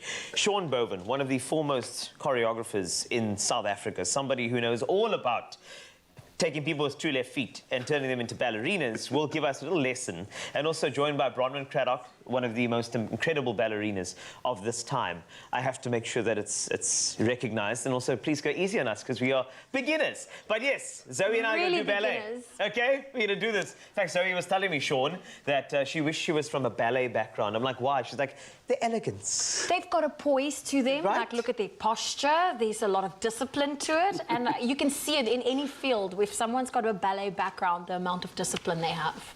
Well, we're going to start with a small little ballet class. Thank you. Small, little. Little. I'm ready for you, Sean. Did you get it? Yes. Okay, Thank you. we start with a plie. So let's start in first position. This is your first position. My today. first position is like plie. this, yeah. It's just like that. So the arms are going to go down and you plie, and Bronwyn's going to demonstrate correctly. And the arms are going to go to second. And then we're going to do a little jump for him. Just demonstrate the jump. Oh, wait, I missed that. Do it again. That's it. Okay, so do we the go jump again. Let's go again. Yes. So we go. And plie, and second. And now you jump. Good. Oh, thank you so much. Okay, then you're going to try and jump. Thank you. Crossing your you have to legs. cross Okay, the now we're going to do, sir. Cross your legs and cross. Oh, so we're going to do the start there. Well and done. Then Nice we're going to go. fifth position. So, and then we're going to. So we're going to cross. You go down and jump. Down and. Yes, Carl. That's it. Thank you. Thank you very much. I appreciate going it. to demonstrate a little pirouette for us. Pirouettes. Yes. Whoa! And that's By the what's way, gonna happen to you. wait, I'll do it just like that. There we go. I'd like Bronwyn's first one. Let me do that one, right? So first it's like this, and then we're going to do the spin, right? Yes. Go for the spin. And then you join the left hand with the right hand. So we join the left hand with the right hand there. And you're going that way. This way. We're going Yeah, this you're way. going- And then we're going. You're going that way. And then hold it, Bronwyn. Mr. Ref! This floor is slippery. Don't blame her. Just kidding. Let's try it again. Right, let's go. There. Place. And pirouette. Go. Pirouette. Well done. Thank you. Done. Thank you so much. Good. I tried. Yes. Thank you. How was yours, Zoe? Was it good? I tried. Did you see? I tried. Oh, look, you can. Thank you. Thank you so much. Flowers. Thank you very for much. the prima. Yes.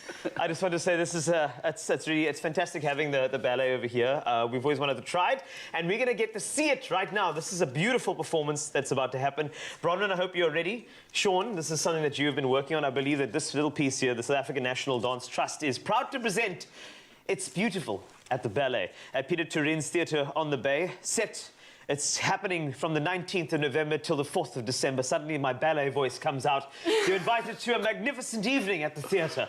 Of course, a selection of beautiful short works by Veronica Paper, who on paper and in real life is amazing. Sean Bovum next to me, who taught me how to pirouette and plie. And then Adele Blank. I hit a blank there, but then she fills it up. Beautiful stuff here. And here's a taste of what to expect as Zoe and I plie away and sashay away. My flower! My dear flower!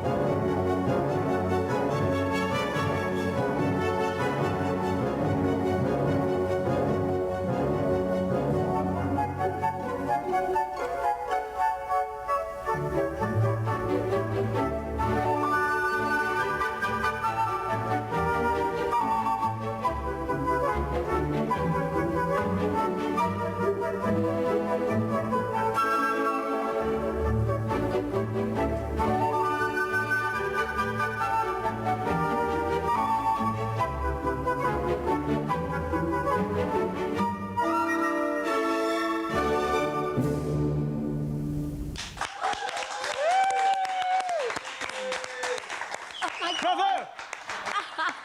Bravo! That is how we do it, and trust me, more ballet performances coming your way in your Feel Good Breakfast Show. And if you're looking for a show on a Monday to keep you on your toes, this one is it. Stick around.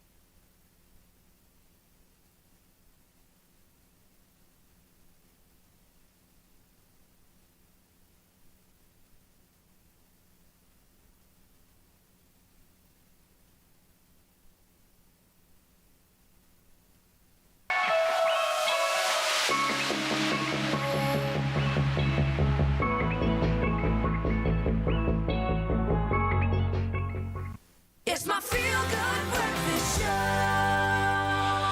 We love our South African viewers and we love our international viewers as well. We love the fact that we've gone global, and connecting with international viewers really does validate all the work that we do on the show. So a while back, during hard lockdown, we connected with a fellow YouTube viewer by the name of Sean Redwood, all the way from Spain. And Tabiso got to know him a little bit better last year. So before we go and create his favorite recipe of vegan banana bread, we decided to remind you about what YouTuber viewer Sean Redwood is all about. Take a look. You are still with your Feel Good Breakfast Show. It is Expresso on SABC3. Now, this show, Expresso Morning Show, has obviously always been filmed in South Africa, and it may be coming through to you from this beautiful little pocket of South Africa, but our reach is worldwide. This is all thanks to our American broadcast partner, the Africa Channel, as well as our live stream on YouTube channel, where many people get to tune into the show on a daily basis. And one of our daily international viewers and fans is Sean Redwood, who hails from the States but lives in Spain, and he joins us this morning via video call so we can get to know him a little bit better. Sean, good morning. Good morning, Expresso Show. How goes it? All good, man. All the way from Spain. How is the quarantine period going there? It is okay, my friend. That's all I want to say. Spending a lot of time at home, doing a lot of correcting. Oh, I will survive. Put it that way. I will survive. I like that you take that deep breath and almost that sigh that, I will survive. And that's true. It's the same sentiment across the world, really. But how did you first come across the Expresso Morning Show, and what's kept you hooked over time to this show? Well, the first thing I realized was when I was back home in Richmond, Virginia, we were always watching the Africa Channel. And I came across the Expresso Morning Show at 6 o'clock in the morning. And I said, wait a minute, what is this? And I couldn't believe it. And I actually loved it. And I've been staying in tune the whole time. And I actually said, you know what? This is a wonderful show. And I've never been to Africa before. So the closest I've been to Africa was the Canary Islands. I lived there for 10 months. Wow. So actually, I love it, and it's been great. This is amazing. You haven't ever been to Africa, but I'm sure that through the content that you get to see on the Expresso show every day, you get to live the African experience to some extent. But exactly. You moved to Spain 15 years ago as an Americana. What made you move to Spain? Well, to be honest, the reason I really moved to Spain was, number one, I got tired of teaching basic Spanish classes in the U.S.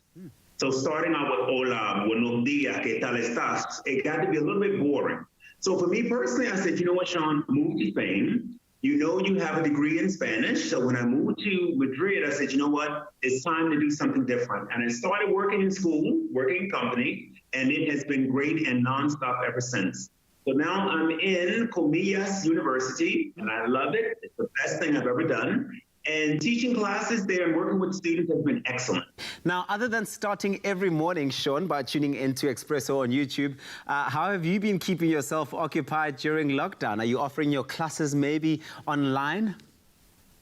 Well, actually, the majority of the Spanish universities have gone online. So I teach 6 classes, all 6 classes online. And the first thing I would say is, as I'm taking a deep breath, lots and lots of correcting, but I will make it. I will make it through. What I'm finding interesting is a lot of students, we have to make sure that they are online, they have the necessary resources. Yes. And teaching online has been interesting because we can't really give the dynamic feedback that we used to. It's mostly sending assignments, having things online, but it's actually been pretty fun. And as far as correcting, cleaning, cooking, I've been doing lots and lots of cooking. Nice. So experimenting apple breads and sardines and rice with caramelized red peppers. Oh, I love it. You have to share some of those recipes. Oh, actually, I will. Yes. I will share some of those recipes with you. Yes, no problem. So, Sean, when the global crisis dissipates, will you be heading to South Africa to check it out and visit us? And what do you want to try out and see when you're here so that I can start planning where I'm going to be taking you? Because I will be your tour guide. The rest of us here, in fact, all of us on this show will be your tour guides. My goal, seriously, next year, because I have to save up the money, is to hit South Africa and see exactly what it has to offer as far as food-wise, as far as people, as far as culture, as far as things to see, and I'm looking forward to it. And I'm serious. I'm going to let you know when I come. You better. And I will send you all an email. I would love for someone to show me around. My hand is up. I volunteer. Sean, you are fantastic, man. Thank you so much. We certainly do hope to see you soon here in South Africa. Of course, our country is rich in history, culture, and our culinary delights and our wines are just on another level. You are never going to want to leave this country once you come through. But of course, we love that you connect with us from the other side of the world. And while COVID-19 may be keeping us apart, it helps us feel closer together at the same time. We hope that everyone out there is continuing to stay safe and hashtag stay home. Thanks, Sean. Oh man, a different time. Hashtag stay home. That probably gave away the fact that that interview was obviously recorded during hard lockdown, during crazy times where we were certainly collecting digitally as a global village. So good to connect with Sean.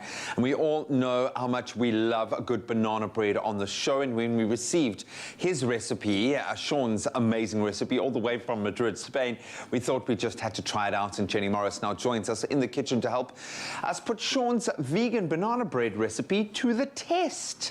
Because we've kind of gone veg in a really interesting way today.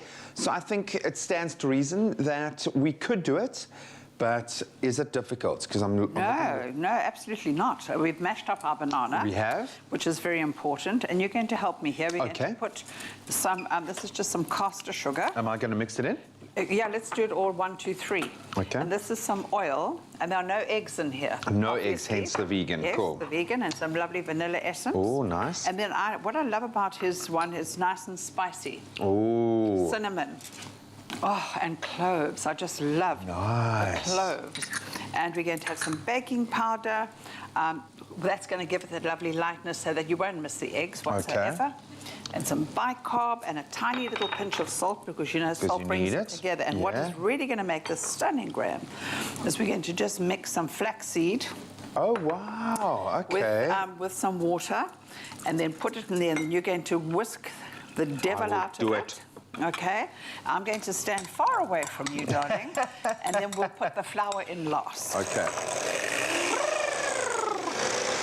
Okay, it's not so bad. It's not so bad. Not so bad. I was anticipating banana all over the. Oh, those spices! I can My smell them from here. goodness! Oh, that's going to be delicious. That is divine. And then we're just going to add the flour. You can switch off now. There we go. And I'm going to add the flour. We're going to stir the flour in. Okay, because so I don't you're not want gonna to blend activate it the in. gluten too much. There you go, baby. Okay. You're baking today. Beautiful. So we I love just that. start in the center and just work your way around. Just I fold think it this through. might make life a lot easier for Thank you. you. And then it's just greasing your oven tray. And I see that his version has a beautiful sliced banana over the top. love that. So you could, and then have lovely roasted banana happening on the top. Oh, I think that's going to be amazing. The spice and the banana complement each other so well. And I love a lovely, my banana, when I make banana bread, must be freckle-faced. It must be dark, ripe, and fragrant. And a lot of people throw their bananas away, put them in the freezer, and then use them later to make banana bread. I'll often do that, chop them up into little pieces and put it in the freezer and then use it for smoothies. Oh, the best. And then it's like ice cream. Okay, I'm Vegan trying ice cream. Exactly. I'm There trying. we go. Is that all right? Yes, and just give it a little turn. There we go.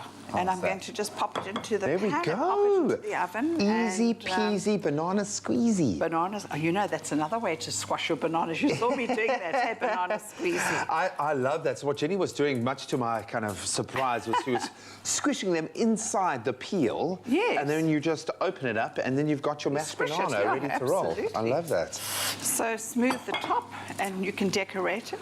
With I some love the banana. idea of kind of halving a banana and putting that on Yes. top so you get that additional. And then in the oven.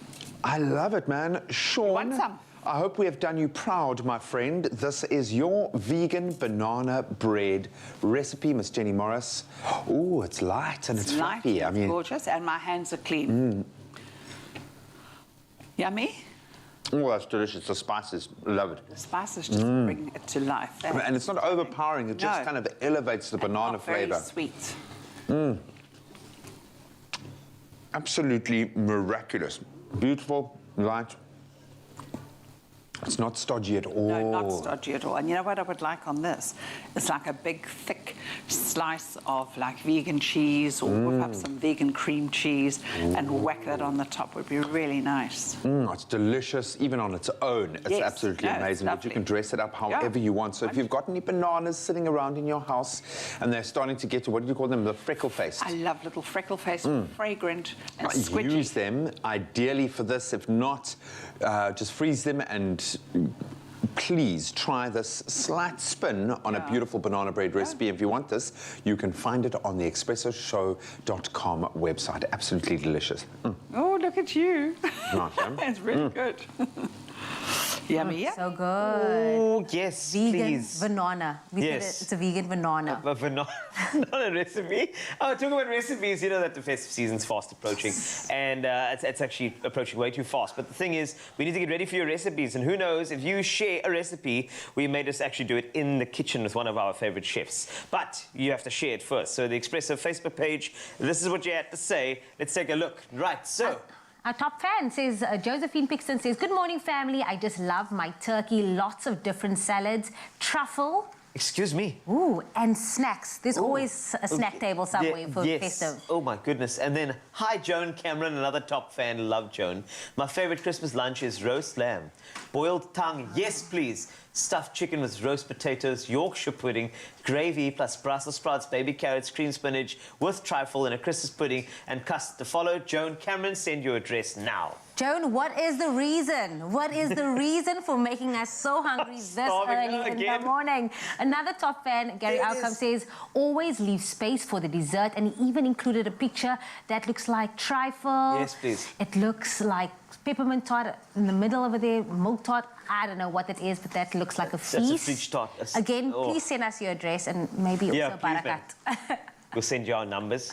then we can have our bakkies will be ready. That's all we're trying to say. But please keep it coming. Remember, if you've got a good recipe, something unique even, that'll be fantastic for us to try on your Feel Good Breakfast show. So keep it coming. Expresso Facebook page. Festive season's approaching. What are your family's festive favorites? Vegan banana bread.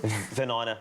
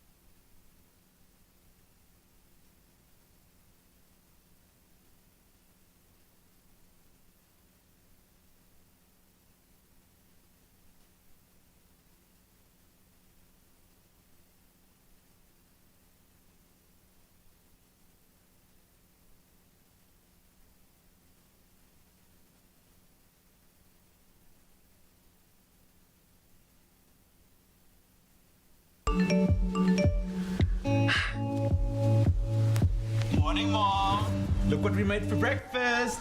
Pizza. Hey, Mom. I'll see you soon. How many of these are we going to do? Right. Right. Love you, Mom. I love you guys. The illness insurance I took out is really going to help now. Old Mutual's illness insurance pays out a single amount of up to 6 million rand for whatever you and your family might need while you recover. Sorry, Mom. Make great financial decisions for you and your family and earn Old Mutual rewards points. It's my Feel Good Breakfast Show. Here's the bottom line. South Africa's bottom line. Our economy has been struggling for years. Various influences coming to effect. This was obviously exacerbated in 2020 with the effects of COVID-19 and the pandemic, and further impacted then by the rise of some incredible civil unrest right across South Africa in mid-2021. All of this had a devastating effect on small independent businesses, and especially the most vulnerable. Well, today we are joined by Langa Kanyele, the equity lead for Mondelez, to talk to us about how we can all work together to make an impact that results in lasting change through the Spread the Goodness initiative. We love the sound of that, and we love connecting with you, Langa, this morning. Very good morning. How are you? Good morning, Graham, and good morning to all your listeners at home. Great to be connecting with you, especially around something that is this special. Langa, tell us a little bit about the Spread the Goodness initiative. What inspired this desire to literally spread the goodness? Indeed. So Graham, Mondelez is a purpose-driven business, and this value permeates throughout our company and our people, and it's something that we strive to always extend to our partners. In this case, the informal traders through the launch of our Spread the Goodness initiative. So small business are truly the lifeblood of our economy, keeping thousands, I think, if not millions of families fed and cared for every day. And we know that this year has been particularly challenging for them and many other South Africans. And Mondelez has recognized this, and this initiative aims to give these businesses a boost. And because so many of them often lack the capital or even the insurance to promote sustainability, with the challenges of the past 18 months, they're amongst the hardest hit. And as a purpose-led company, seeing what has happened around us, our partners, or to our partners and in our communities, we knew that we had to offer some sort of relief. And I think investment, where it really will make a difference. What impact are you hoping that the initiative is going to have on these small businesses, particularly the informal traders like the spaza shops that you highlighted? And I've got to ask, what has the response been like so far? Well, indeed, we reached out to, and with the help of many South Africans who nominated spaza shops in their communities, we were able to pinpoint spazas in the communities we serve who needed the most help. So phase one of our goodness campaign, or Spread Goodness campaign, we dropped off what we call the goodness box, which is really a pallet of Mondelez stock. So your Cadbury chocolates, your Astros, your Eclairs, Oreo biscuit, Tax, Halls, Florette, Demerol, Tappies, to over 100 spaza shops. Now, this stock supply is a short-term solution, but in the long term, the change we want is focused on upskilling these small businesses through training, expertise, and any other advice that we can offer for them to master their trade. And I'm sure you're learning along the journey with them as well. Great to see how the initiative is already making such a tangible difference.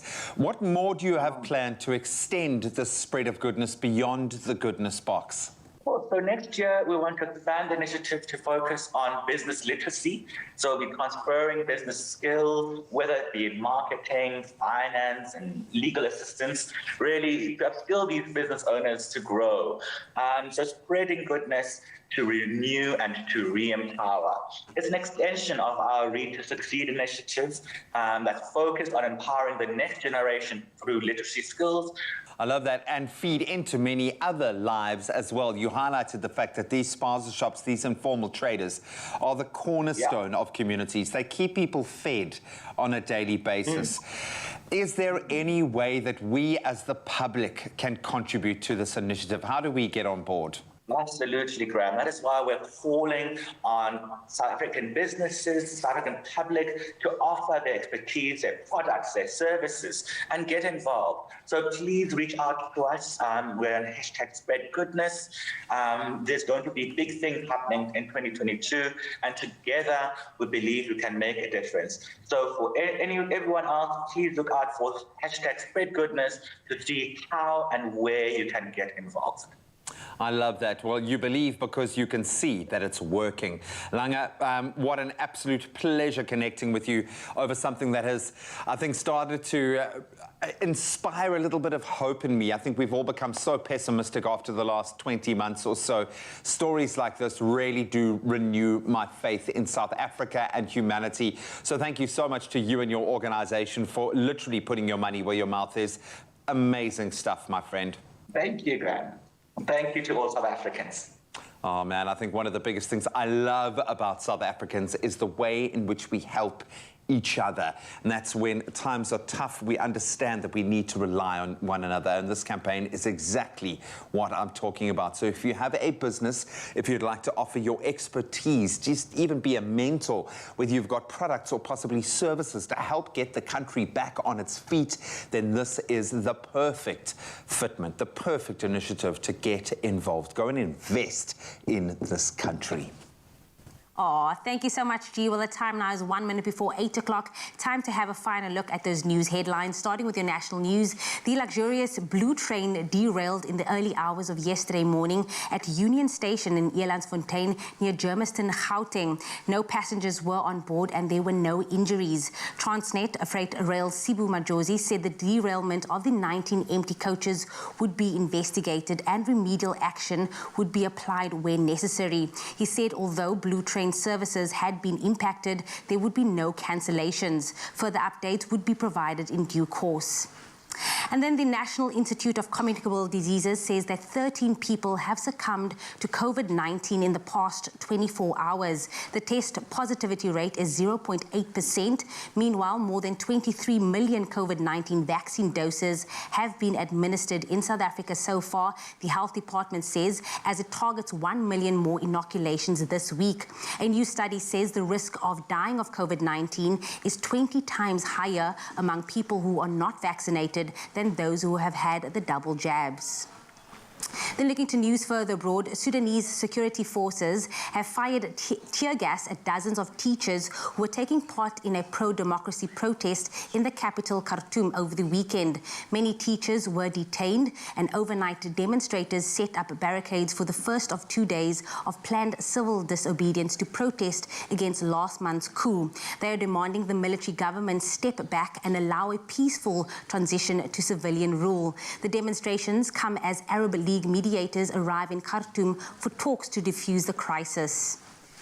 And then the US is reopening its borders today to double-jabbed foreign visitors, ending a 20-month entry ban. The ban has affected non-US citizens from over 30 countries, separating families and stalling tourism. Airlines are expecting a flood of visitors as the restrictions are lifted. Under the new rules, foreign travelers will need to show proof of vaccination before flying, get a negative COVID-19 test result within 3 days of traveling, and hand over their contact information. They will not have to quarantine.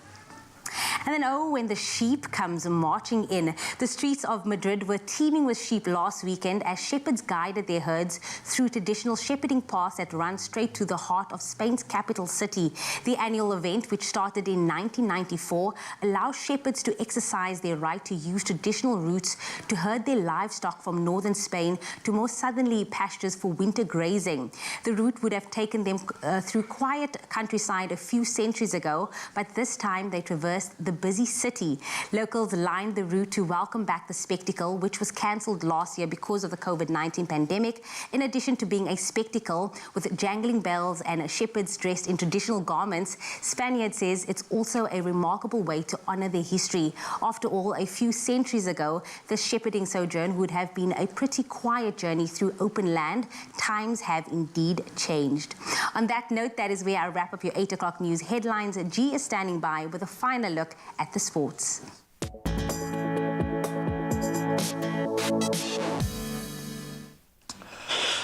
Thank you so much, Jamie. Mixed feelings about our national team's performances this weekend. Let's start with the cricket. So the final four at this year's T20 World Cup have been decided after this weekend's action. So from Group 1, Australia join England in the last four. The Aussies advancing ahead of South Africa thanks to a better net run rate.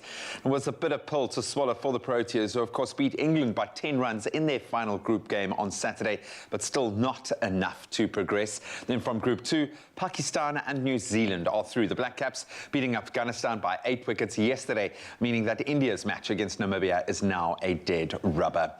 Then bringing it back home, Kaizer Chiefs claimed Soweto Derby bragging rights on Saturday with a 2-1 win over their old rivals Orlando Pirates. Keegan Dolly, the man of the moment, scoring both goals, in fact, including a stoppage time penalty to secure a much-needed 3 points for the team. And then SuperSport United, they kick off the weekend's action with a 2-1 win over TS Galaxy on Friday. Mbule and Gabuza, the goals, netting the goals there. Then Mamelodi Sundowns still out in front. They're out 4-0 winners over Marumo Gallants. Their win is their 8th of the season and now takes them 6 points clear of second place Stellenbosch United. A little further afield, Man City have ensured that Manchester is blue this morning after beating Man United 2-0 on Saturday. Eric Bailly scored an own goal before Bernardo Silva added a second. As City moved to within 3 points of leaders Chelsea. And speaking of the Blues, they were held to a 1-1 draw against Burnley. And Antonio Conte's first league game as Spurs manager ended in a 0-0 draw against a much improved Everton. Then Arsenal continued their incredible run of form, 10 games unbeaten now. And they beat Watford 1-0 thanks to a goal from Emile Smith-Rowe. And then West Ham, they capped off the weekend with probably the biggest shock of our lineup with a 3-2 win over Liverpool that sees them now in 3rd place on the log. And then finally, finally, onto two wheels. Francesco Bagnaia, he won a red-flagged Algarve MotoGP as newly crowned world champion Fabio Quartararo failed to finish. Bagnaia finishing ahead of 2020 world champion Joan Mir and Jack Miller. Starting from 7th on the grid, Quartararo fell 5 laps from the end of the race. Then there was more drama towards the end of the race as it ended prematurely under those red flags. Iker Lecuona and Miguel Oliveira crashing just 2 laps from home.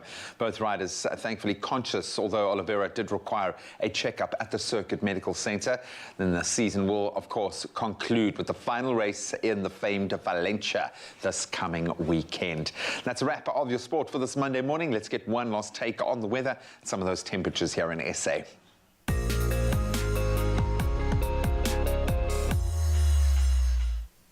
Thanks a lot, G. Let's take a look at that weather and wrap it up for you in Feel Good Breakfast Show. And starting off, the South African Weather Service has issued a yellow level 2 warning for severe thunderstorms expected from this afternoon in these areas. Now, southern parts of KwaZulu-Natal, most parts of the Free State, the western parts of the Northwest, the eastern parts of the Northern Cape, as well as the northern parts of the Eastern Cape. Hope that made sense. These conditions are expected to bring strong damaging winds and large amounts of small hail. The Weather Service also issued a yellow level 1 warning for disruptive rain, leading to localized flooding this morning over most parts of the Eastern Cape. And extreme high fire danger conditions are expected over parts of the Northwest, the Northern Cape, and the northwestern parts of the Free State, as well as parts of Limpopo. Extremely hot conditions are expected in the low veld of Mpumalanga, as well as the Limpopo Valley, where the heat wave will last for at least today.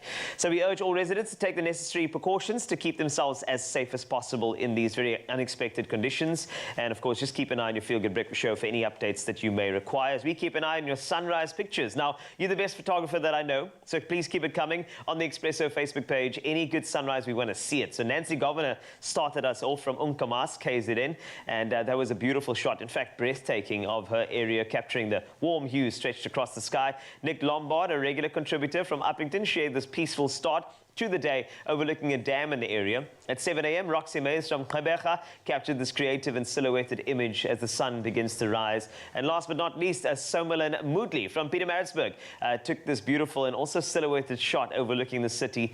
And we love the glow in between the clouds as well. Thank you so much for those pictures. They really lit up our day. And of course, I want to make sure that you get your temperatures so you know exactly what to wear today. So let's take a look at those. Now, Polokwane, 19 is your minimum, and you jump up to 32. You've got a 41% chance of thunder showers. Bombela looking very hot today, so hydrate. 35 is your maximum, low of 23. Pretoria, 14 to 25 with a 63% chance of thunder showers. Johannesburg, 11 to 22 for you. Also, thunder showers expected. Mahikeng, 10 is your minimum, but you jump up to 26 later. Klerksdorp, snap, same for you. 26 from a low of 10. Kimberley, 18 is where you start your day. 25 a little later. Bloemfontein, 6 to 24. Richards Bay, you can expect 27 as your maximum, and that's from a low of 19 this morning with a 56% chance of thunder showers. Pietermaritzburg, you can expect some rain in your area. 23 is the max from a low of 14. Durban, you start at 18. You're up to 24 a touch later. Mthatha, 11 to 18 today. East London, 14 to 18. Cradock, 17 is the max from a low of 9. A 60% chance of rain if it's not raining already. Gqeberha, same for you. Rain expected. 13 to 18. George, 10 to 16 today. The Mother City can expect 19 as the max from a low of 12. Worcester, 6 is where you start. You're up to 20. Sutherland, it looks a bit wintry on your side. 2 is your minimum to a high of just 11. And then Uppington, 12. And you double that to your maximum to 24 a little later. That's a wrap of the weather news, as well as your sunrise photos and your temperatures on your Feel Good Breakfast Show. Well, Mr. Wasty and Mzansi, things are certainly about to get heated because we're speaking about on and off relationships. Are you on? Are you hot? Are you cold? All the red flags that comes with it. Of course, Asha Dulap is here. How are you doing this morning? I am well. We made vegan banana bread for you. So you want to try some? I'd love to. Before we get into that heated conversation, of course, we're also going to be doing some yoga as well. But you have to try this. And let us know what you think. Is it? Banana bread. But vegan, this is something different. We're feeding you. We're feeding you before you feed us with all your pearls of wisdom.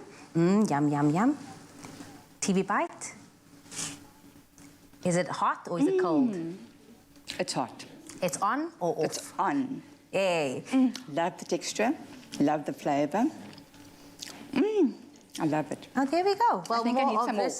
Get in there, Mama, get in there. More of this magic coming your way in just a little bit. We'll see you after this.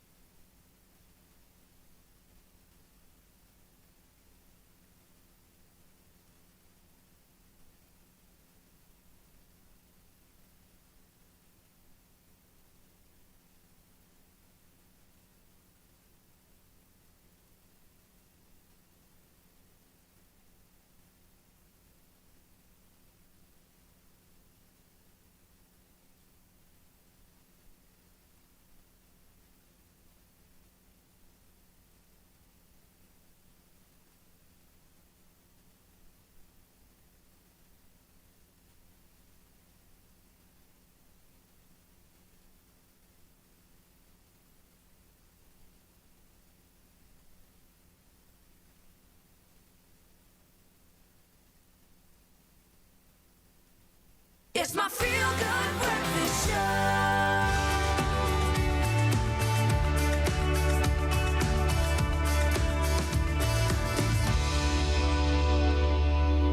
Yes, she is back. You are back. It means only one thing, time to talk relationships. We all dread relationship breakups. They suck, eh? And the difficult emotions that they obviously bring with them. And while a breakup is usually meant to be permanent, sometimes those difficult feelings end up bringing us back to the person. This can, however, start this pattern of on-again, off-again relationships, which I think have their own that's what I call an entanglement. That is an entanglement. That's an entanglement. That is exactly Once you're entangled, it's difficult. It's man. too much. But of course, it is Monday, and that means we're talking all things relationships. And today we're asking you at home, is your relationship in an on-again, off-again cycle? That's a red flag. Well, clinical psychologist Asha Dulab is here today to help us discuss this, and we're taking your questions and also your comments via our Facebook page, and our studio line is on screen right now at 021-110-5552. So do connect with us, Asha Dulab. Please, phone in and vent. Vent with us. If you're on like breakup number 5 with the same person, let us know. You know, I've always had fiery relationships, but thankfully long relationships where it's not like breakup and on again, off again, on again. How detrimental can it be to be stuck in that cycle of on again, off again, hot again, cold again? I mean, that's got to wear you down. Absolutely, Graham. It's definitely an entanglement. It's enmeshed, and it's detrimental because it taxes you on your mental well-being. That's for sure. You feel exhausted mentally. You feel like like your energy just is taxed completely. You know, you can't think clearly, you can't sleep clearly, everything goes out of balance, and it's a very, very unhealthy pattern. It's toxic. And many people find themselves in this pattern for years. I mean, I've got mates who have got kids in this pattern. You know, it's not something that, like a whole lifetime worth of on again, off again. And it does. It takes so much. But the sad reality is that a lot of us start our relationships like that. And we start making excuses. We're like, listen, if this is how it starts, it's going to continue this fire between us. Why is it? Why do we make excuses for this when obviously this is, like I said, a red flag? We hope for change. We think things will change and things will get better. But of course, as human beings, we like to feel comfortable in situations that are familiar. And anything that's unfamiliar, we feel uncomfortable. We don't want to go there. We fear being alone as human beings. So we'd rather stay in a relationship that somewhat feels okay than rather get out, because change is not easy. What if you're in love? What if you just can't deny the feelings? And this is the cycle, you know, and I love deeply, man. That's my thing, is like, once you're there, you're in it. And I've often felt like you pay the price for that, you know, like it's worth it in the end. But then there are those red flags that something is, the word you use, toxic, that it's actually too much. What are those red flags when we should say, okay, it's time now to actually reassess and rise above this? Well, you know, Graham, you get to a point where you start questioning yourself in the relationship. You're constantly trying to find your place in this relationship. You're questioning your values. You feel scared. You can't be yourself. So you're watching your words. You're watching your actions. You're basically walking on eggshells in the relationship. So it feels completely, you're not yourself. So you start questioning yourself. You start questioning your partner. And it's complete dismantling of trust in a relationship. You don't feel that you can trust the relationship anymore. So that's where this on and off, then you go into this honeymoon phase where you go back into the relationship. The honeymoon phase is all good, and then it goes back to, it actually forms part of an abusive relationship pattern that we need to be aware of. But at times, it's that fiery energy that people are looking for. At times, it could be a subconscious way to reconnect or to get that fire back in a relationship when things feel a bit boring or a bit stale and a bit stagnating, where a person in a relationship may be seeking that fire by repetitively playing out a pattern just to reignite that fiery emotion. It's The Notebook. The problem is we've all watched The Notebook, so we think it's all right to have this kind of relationship. I've been in something like that where I went back only because it was so comfortable. I didn't want to have to explain to someone what my favorite color was again. So you go back almost for a sense of like, we know each other, we know what our faults are. That is bad, right, to go back just because you know that maybe there isn't someone there out there for you, or because we know what makes each other tick. There is someone out there for you. I know. There is. I think we must remember that we've got the capacity to love more than one person in our lives. It doesn't have to be just that person. And the reality is that this on and off pattern is showing us that there are some flaws in the relationship. It can be used to try and ignite and reflame this relationship, or it could be a message of it needs to end. Have you guys ever heard that saying, if you love something, let it go. If it comes back, it is meant to be. And I think that's also the notion to this. Sometimes people think, okay, we're breaking up now, and I'm going to let you go. But now you're coming back, and you keep coming back, so it means it must be that you're my soulmate. Yes, but we're learning lessons in our relationships all the time. We need to stop and pause and try and see, how is this shifting me? What am I learning about myself, and what is my partner learning about themselves? And the blend of the relationship, it must feel comfortable. The energy of comfort must prevail. Yeah, man. And look, if you're both standing still because of this, then something is wrong. We don't want to cause like 1 million breakups right now, so that's not what we're preaching here.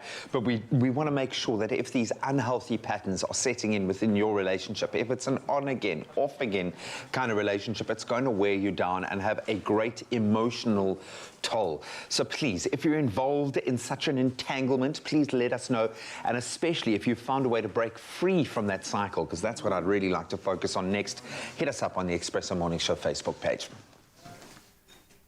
Well, when it comes to yoga, that sometimes is an entanglement of its own. And this morning we've been treated to the art of ballet.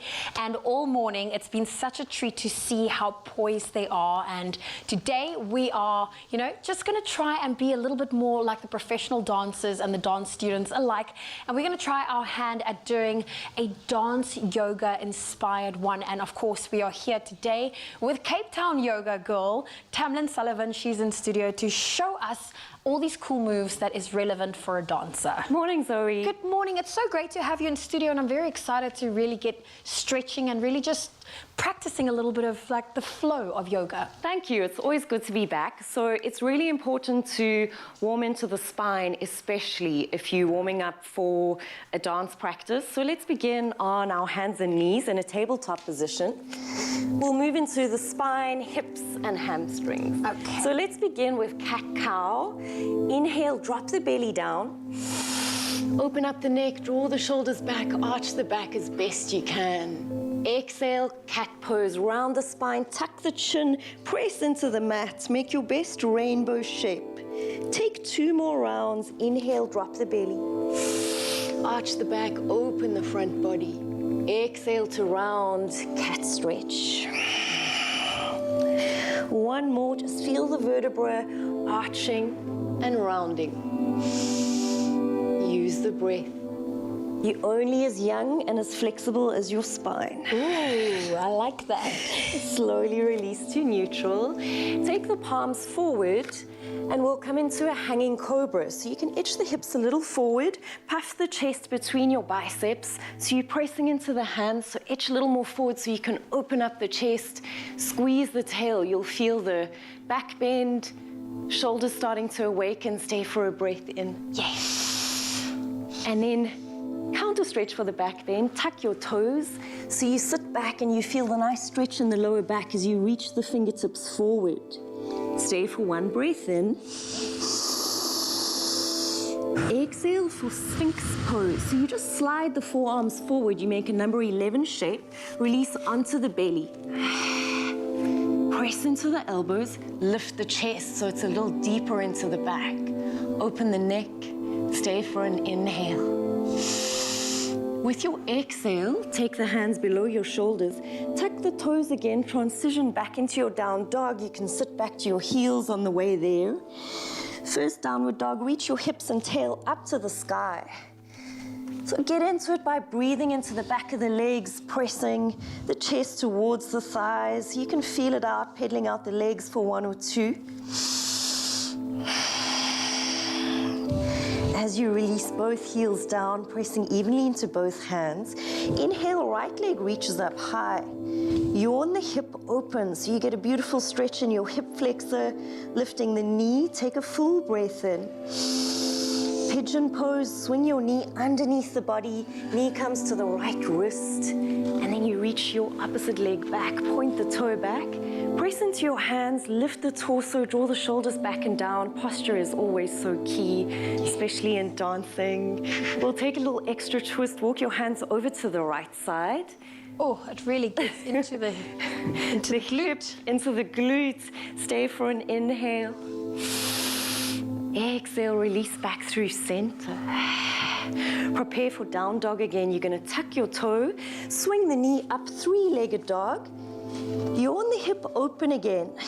To have some fun here, we'll flip our dog so you can slowly reach your foot over to reach the ground. Lift the chest, press it up towards the ceiling. Beautiful chest opener and a back bend at the same time. Best smile with an inhale. Release back down, three-legged dog. And release to down dog, squaring out the hips and just noticing the body feeling a little softer, the spine's a bit warmer. Pyramid pose, we'll step the right foot forward and then you aim to straighten both legs. So you can take quite a short stance. You can edge the back leg forward.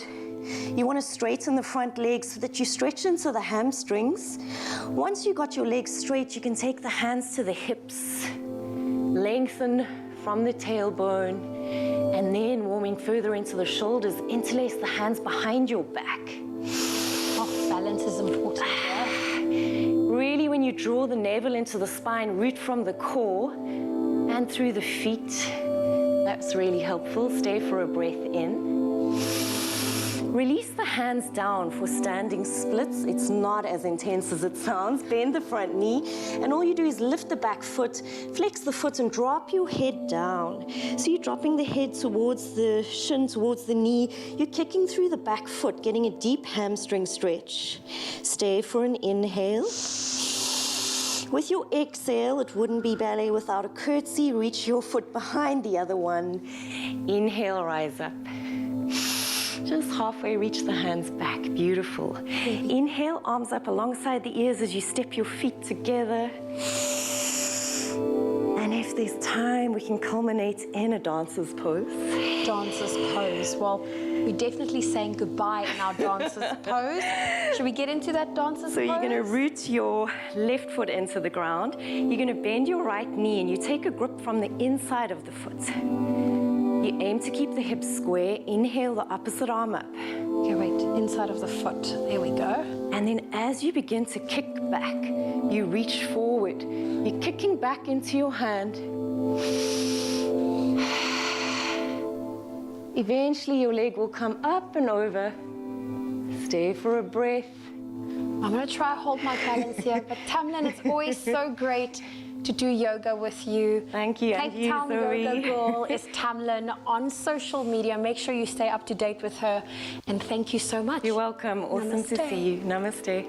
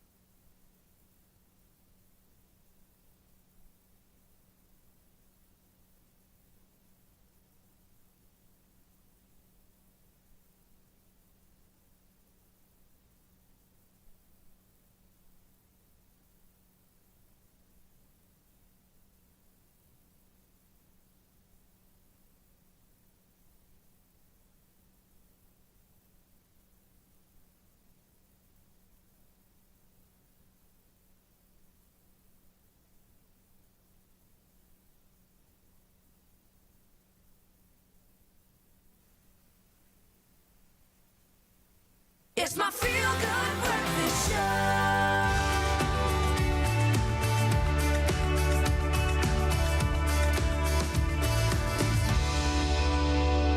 You're live with your Feel Good Breakfast Show. You're on S3. Are you on again? Are you off again? It's Monday, so we're talking all things relationships. And today we're asking, is your relationship in an on-again, off-again cycle? Run away as fast as you can. Well, we're back with clinical psychologist Asha Dulip to unpack this topic. So do weigh in with your questions and comments on our Facebook page, as well as our studio line, which is 021 110 552. And we actually have a caller on the line. Yeah, my favorite right kind now. of caller.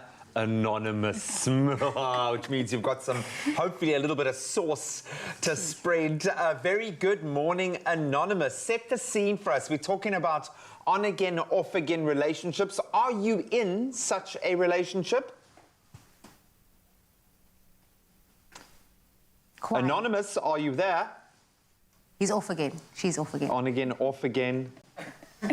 We've got to talk about this. We can't be stuck in this cycle of I'm talking and you're ignoring me, and it's not a healthy sign. Oh, there we go. There we go. Anonymous, a very good morning. How are you? I'm very well. Thank you so much, G. And how are you? I'm very good, thank you. So set the scene for us. I understand that you're in a bit of an on-again, off-again relationship, and you have been for some time. Please fill us in. All right.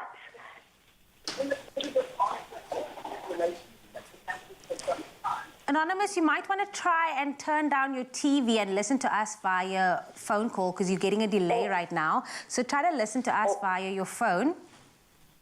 All right, can you hear me now? Yes, Can hear you perfectly. Great, thank you so much. All right, this is my story. Okay. In a relationship for more than 50 years. All right, so I've been married 5 years, and we've got divorced after 5 years. We've got one daughter. We ended up getting back together after 2 months of our divorce. My husband divorced me for your information. So also the other thing is, I just wanted to know, we are back together again, and we have been living together for over 17 years after my divorce. So this sounds abnormal to me. We are actually still together. We sleep in one bed. We're living under one roof. We are trying to make ends meet with financial reasons, and obviously somehow I believe that there is still love. There is also an ex somewhere along the line, not mine, that has been involved in my life. I mean, for about 50 years. So that's 3 decades. And guess what? We are so hurting and arguing over her every single day. Aisha, is that normal? Oh, cool. I'm going to tell you, can I answer this one? Pick me, pick me. No, it's not normal. It's not normal, but it's awesome. It's exactly what we wanted to hear. Thank you for being so open and honest with us. Sure. Asha, where does she go? Where does she go? So there's so much happening in that relationship. I'm here. So many people will stay in a relationship for various reasons. I mean, even if there's, if you're living together, I mean, can you imagine if you have a fight and now all of a sudden now you have to separate your lives? It's very inconvenient. So people want to stay together for the sake of a comfort zone as well. There is possible codependency. Financial, she mentioned financial, and that's okay if you've got to be realistic. Yeah.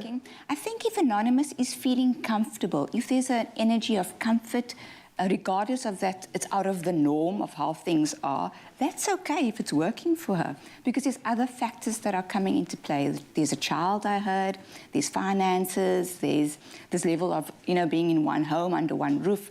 So there's a lot of factors that one needs to consider as to, let's weigh it up. Is it pain or purpose? What's serving us more here? Is there more pain? Is there more purpose? And maybe there's more purpose to sort of live together right now and try and make it work. But go for it. Anonymous, I've got to ask you, are you still there? Yes, I am, Graham. Anonymous, I've got to ask you this question. In your heart of hearts, what do you want? Do you feel like you are being forced to stay in this relationship because of financial, because of your child together, because of a whole lot of external influences? If you had a choice right now to take all of those negative influences out of the equation, would you want to be with this man? Absolutely. And the fun part of it all is, G, we feel the same way, that we are in a confusion situation. So I don't know what is the real reason. Because if there was or someone affair, he would have been gone a long time. So I can't figure this out. I'm struggling for over 3 decades. But there is definitely some attraction, some love. But what is blocking it? Oh, man. Can I add my 2 cents? And I think that, both of them maybe have different personalities and they're trying to make it work, but you have to choose each other every single day. I think that is the important part here, is knowing that you guys are happy, you love one another. Anonymous, I think that you do love this man. I mean, you wouldn't be in this for such a long time, but you have to choose every single day that you're choosing this person to do this work.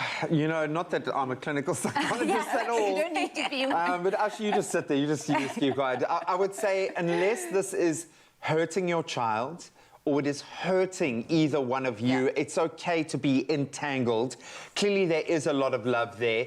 I would suggest get yourself an usher and go and sit down together with a clinical psychologist, a counselor, someone who can help you consciously and actively unpack these things so you can make sure that no one's being hurt through this process. But you're awesome. That's the call of the week for me. Anonymous, thank you so much, and all the best of luck with your future endeavors in your relationship together.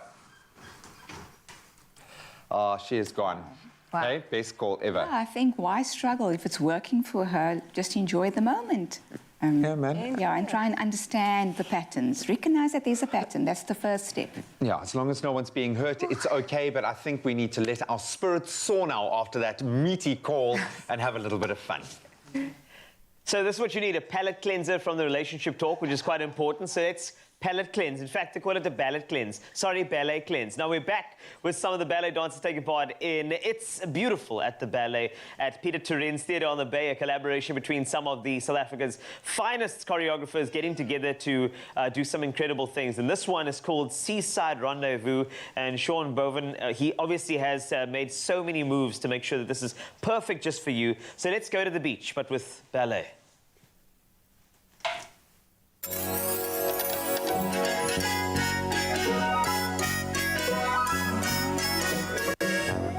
Seaside, whenever you stroll along with me, I'm merely contemplating how you feel inside.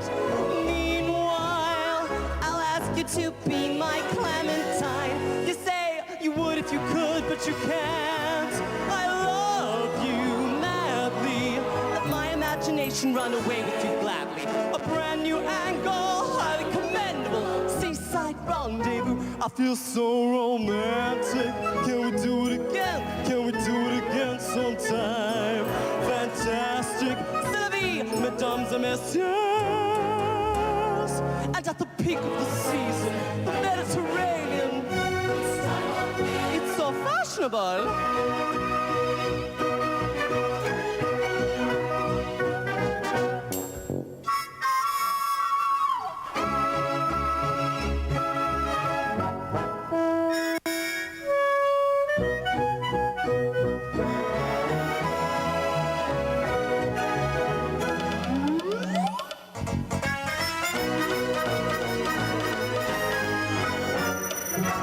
I feel like dancing in the rain. Can I have a volunteer?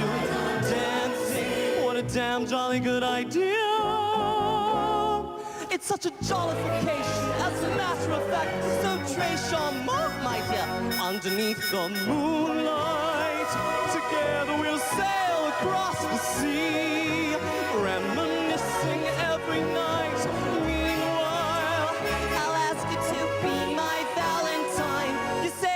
Have to tell your daddy you can. I'll be your Valentino. We'll ride upon an omnibus and then the casino. Get a new facial, start a sensational seaside rendezvous. So adorable. Seaside rendezvous. Woohoo! Seaside rendezvous. Give us a kiss. Seaside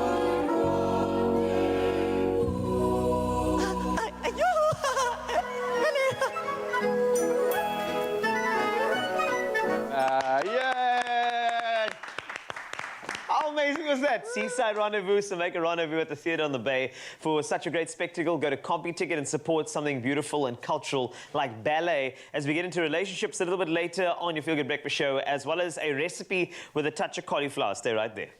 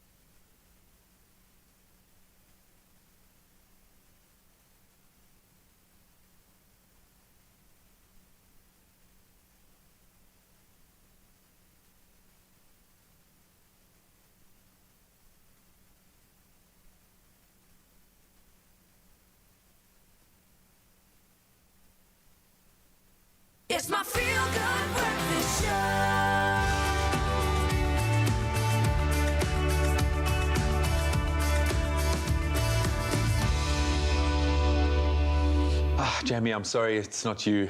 It's me. I've got to call it off again. No, please, I want you back. I want you back. It's what it's about this morning. On again, off again. We joke about it, but people are caught in these cycles and it can be hugely damaging. But also at the end of it, maybe the love of your life is waiting for you. You've just got to work out all the kinks. We are back with Asha Dulap discussing what has turned out to be quite an interesting subject line. I'm going to ask you for a practical tip here, because it's one thing identifying that we're caught in these cycles. It's another thing being able to break that cycle. So now we've identified those red flags. We've kind of established that we should probably not be in a relationship because it's toxic and it's too damaging. How do we break free of that cycle?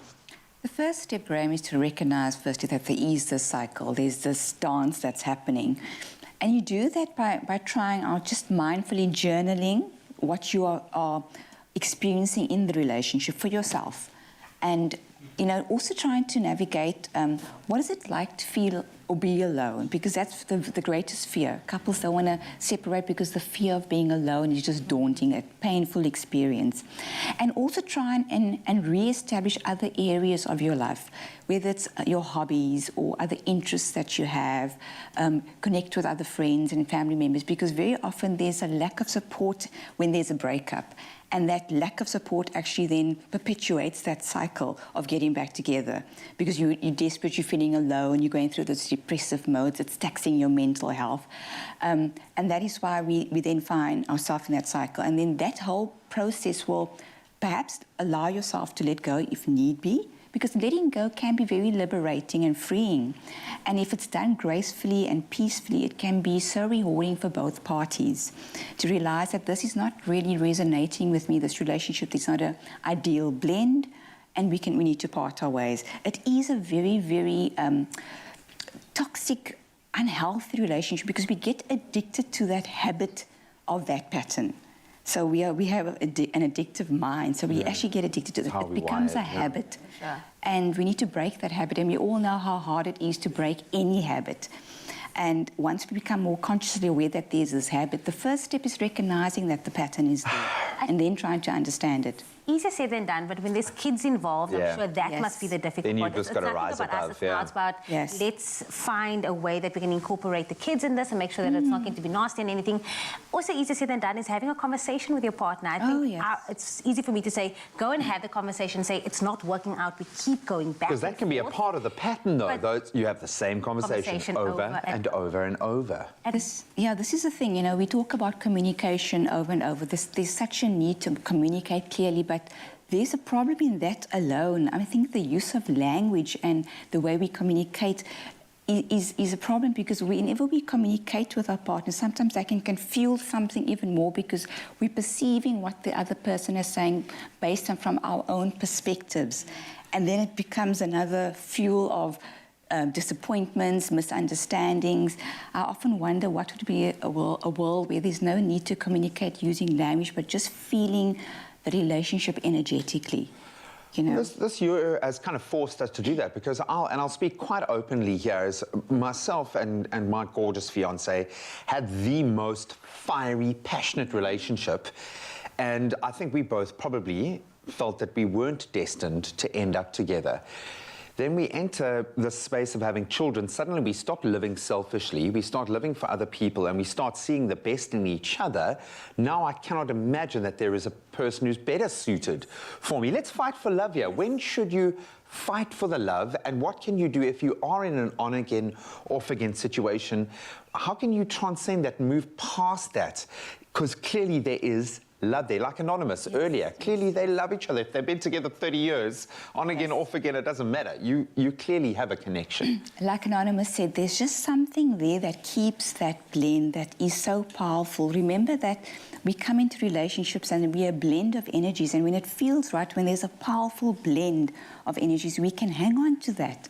And because there's some meaning in that, there's depth in it. And if you're experiencing that, then all good and well, try it. But remember that when it feels abusive or feels like, you spoke about personality early on, certain personality types actually engage you in a very controlling, manipulative relationship, and one needs to be aware of that. It must not become abusive.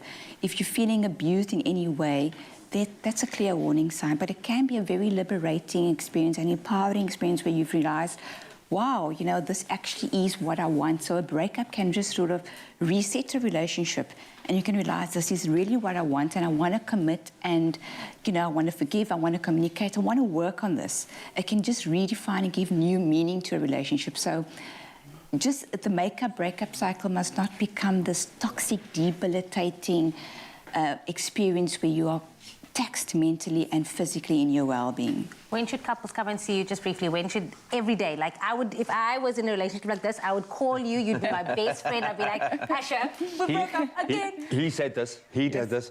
I think the most important thing is speak to someone, whether you're in a relationship or not. If you are a couple going through this and you really want to try, speak to someone like Asha. We've got Asha's contact details on the screen right now.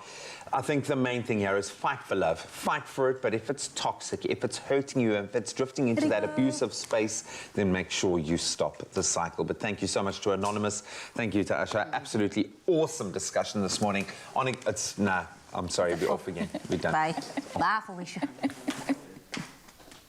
Well, if there's one relationship I love, is the one in the kitchen with Jenny Morris, and we're about to make something delicious. I'll go. I wanna say, oh, he's back. Move way. Clover fresh milk. Made with love by Clover. Well, thanks to the move freshness of Clover Fresh Milk, there's absolutely no need to haul a cow around and get the freshest milk. Now, this has sparked some fresh inspiration with delicious ideas on taking your meals to that next level. And as good as a freshly baked cauliflower cheese may sound, Jenny Morris, she's about to show us how to take it to that next level with our fresh milk cauliflower cheese bites. Now, that is move fresh inspiration. I'm very excited for this. And it's very beautiful too when it comes well, out. let's hope it brings my voice back. Okay, so what we have here is some butter, which we're going to melt. We're basically going to start off with a nice little cheese sauce. Ooh, and we're making a roux. Well, hello, darling. I'm very impressed. Yes, it's a roux. Thank you. So in we go with the flour. We just wanted to give it a chance for this little starch bubbles to burst, because then it won't taste like raw flour. True. And then we're going to take our delicious Clover. Of course. And with our Clover Fresh Milk, you get superior quality with every litre to help you give your family nothing but the best. Now, there's simply no need to, you know, carry a cow around with you to get the freshest milk around. Nope, they do that for you. And Clover Fresh Milk, it stays move fresh for up to 18 days thanks to the Triple Protect technology. And you know, it really does, because I do drink milk. I like milk in a cookie every so often, or milk with a nice brown bread salmi. And sometimes you don't get through a whole container before you have to, yeah. Exactly. So here I go. Look, here's those. This is looking very gorgeous. And I'm going to put in 2 cheeses. I'm going to put in a nice yellow cheese, and I'm going to add some Parmesan cheese. But I mean, you can decide what cheese you want to pack into this. And I'm going to just let it melt and bring it off. Look at that.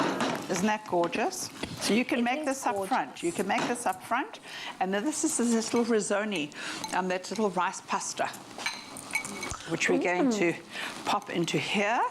And you, my darling, are going to help me, because I'm going to... I had a bit of chili cooking here earlier. Is it making you want to cough? Because I'm going to get some water, yes. So what we're going to do is just mix the potato and the pasta together. And I want this to really just cool down, because if it's not cool enough, you can't mold it, okay? And poor old Zoe here is having a little coughing attack. It happened to me in a Chinese restaurant last weekend. We walked in and we were suffocated by this blooming chili that was cooking. And it gets to you because it stays in the air. It's horrid. Okay, darling, I'm going to just put a little bit of olive oil on my hands and like so, so that it doesn't stick to me. Okay. Okay, that's going to cool down. We're going to make just some little, any shape you want, okay? So we're going to take this and pop it into the crumbs. Can I add a little bit of spice? Oh, please do, spice of life. Oh, indeed, just stir it around nicely. And then we're going to coat them. What's nice about this, you can either do them in an air fryer, you can deep fry them, or you can just pop them straight into the oven and cook them off. And then I'm going to just give you one of these to taste, my Zoe. And then you have a little bite, and then I'm going to send you right back to the lounge. Have a tiny taste. Thank you, Jenny. Ooh. It's good, yeah? Cheesiness comes through. The cauliflower is prominent. Oh, it's gorgeous. Jenny, I love being in the kitchen with you. If you want to get your hands on this recipe, expressoshow.com. Cupboard love.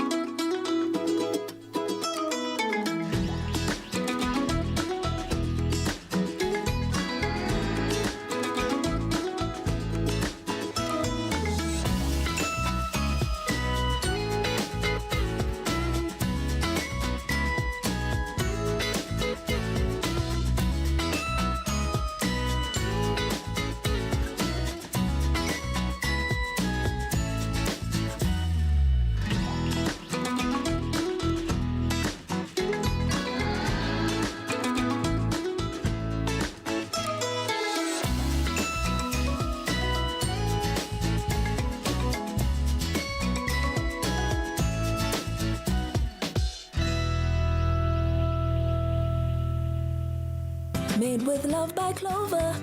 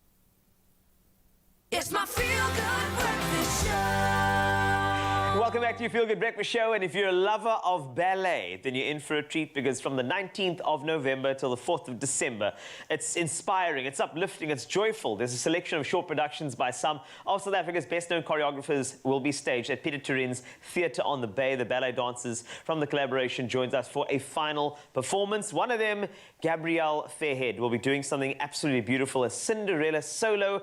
And I love the outfits with ballet. It reminds me of a mathematical equation. 11 plus 11 equals 2, which is what she's wearing for this performance. Do enjoy. I'm going to call the guys just to witness the fitness. And I thank you.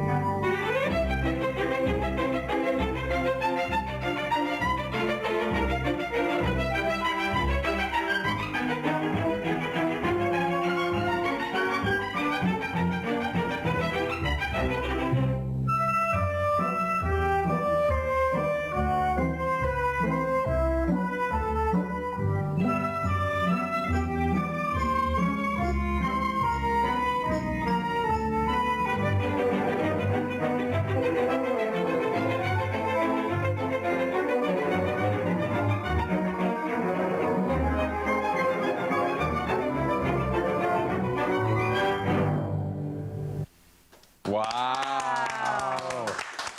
Well done, Gabrielle. Wowza. That was strong. amazing. I'm not even speechless. I know. Speechless. I know. The hops on point. Like, are you crazy? Just on the, it's like she's from toes to feet. It's on there all the time. It's beautiful. Wow. Theatre on the Bay, please don't forget. It's beautiful at the ballet. Peter Turin's Theatre on the Bay, of course. And then, of course, 19 to 4 December. Tickets at Copy Ticket. Yeah, man. Go and appreciate live performances as you can. Well, of course, we connected with you guys on social media this morning. We had such an awesome chat regarding on and again, off again relationships. So that was great. Thank you so much to everyone who weighed in. But let's connect with you right now on social media and see what y'all have been saying. Okay. Joan Cameron says, absolutely, I love the ballet. I danced as a young girl. So did my daughter, who danced very well. And today my granddaughter has started ballet lessons as well. 3 generations. Very sweet. Beautiful. That's amazing. I don't know why there's so many comments about me there. It says, Carl nails this photo. Brilliantly caught in the act. Yeah. What did you guys catch me doing? I feel like I'm caught in the air. What was the picture? We'll show you the picture now. Oh, no. On social media, that one. Why did they tell me they're taking photos of me? Busted. Oh, my That's a cute picture. I was inspired today. Yeah, you did it, man. You were in it. You were there. Thank you, man. It was brilliant. I loved the ballet. Loved our relationship chat, as I said with Asha a little bit earlier this morning. I love that when you get an anonymous caller, you always know it's going to be saucy because they're like, okay. But just so amazing that I think so many people are clearly stuck in this cycle. Are you one to stick around in an on and off, on and off again kind of thing, or would you say no? No, so what has happened in the past, it was on, and then it was off, and then it was back on. So when it was off, there's no turning back because clearly something's broken. So 3 times, that's it? No. You date once, you break up, you try again.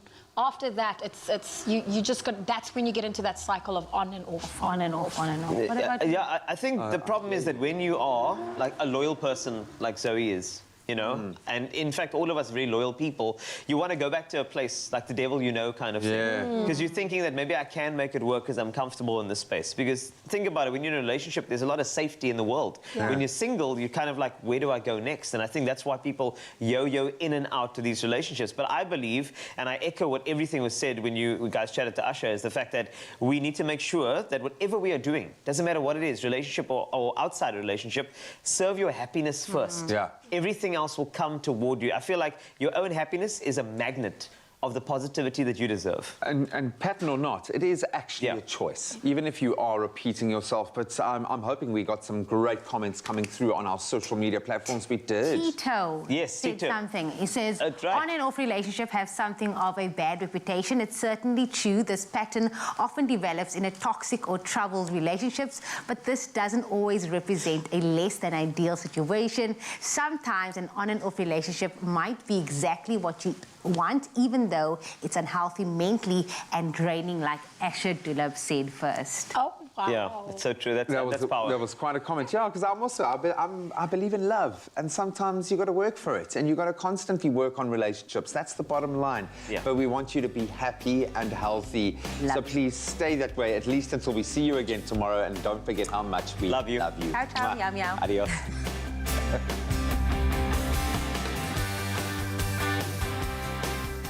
Nothing beats being free for breakfast with the team or having family brunches for life as it used to be. Made with love by Clover.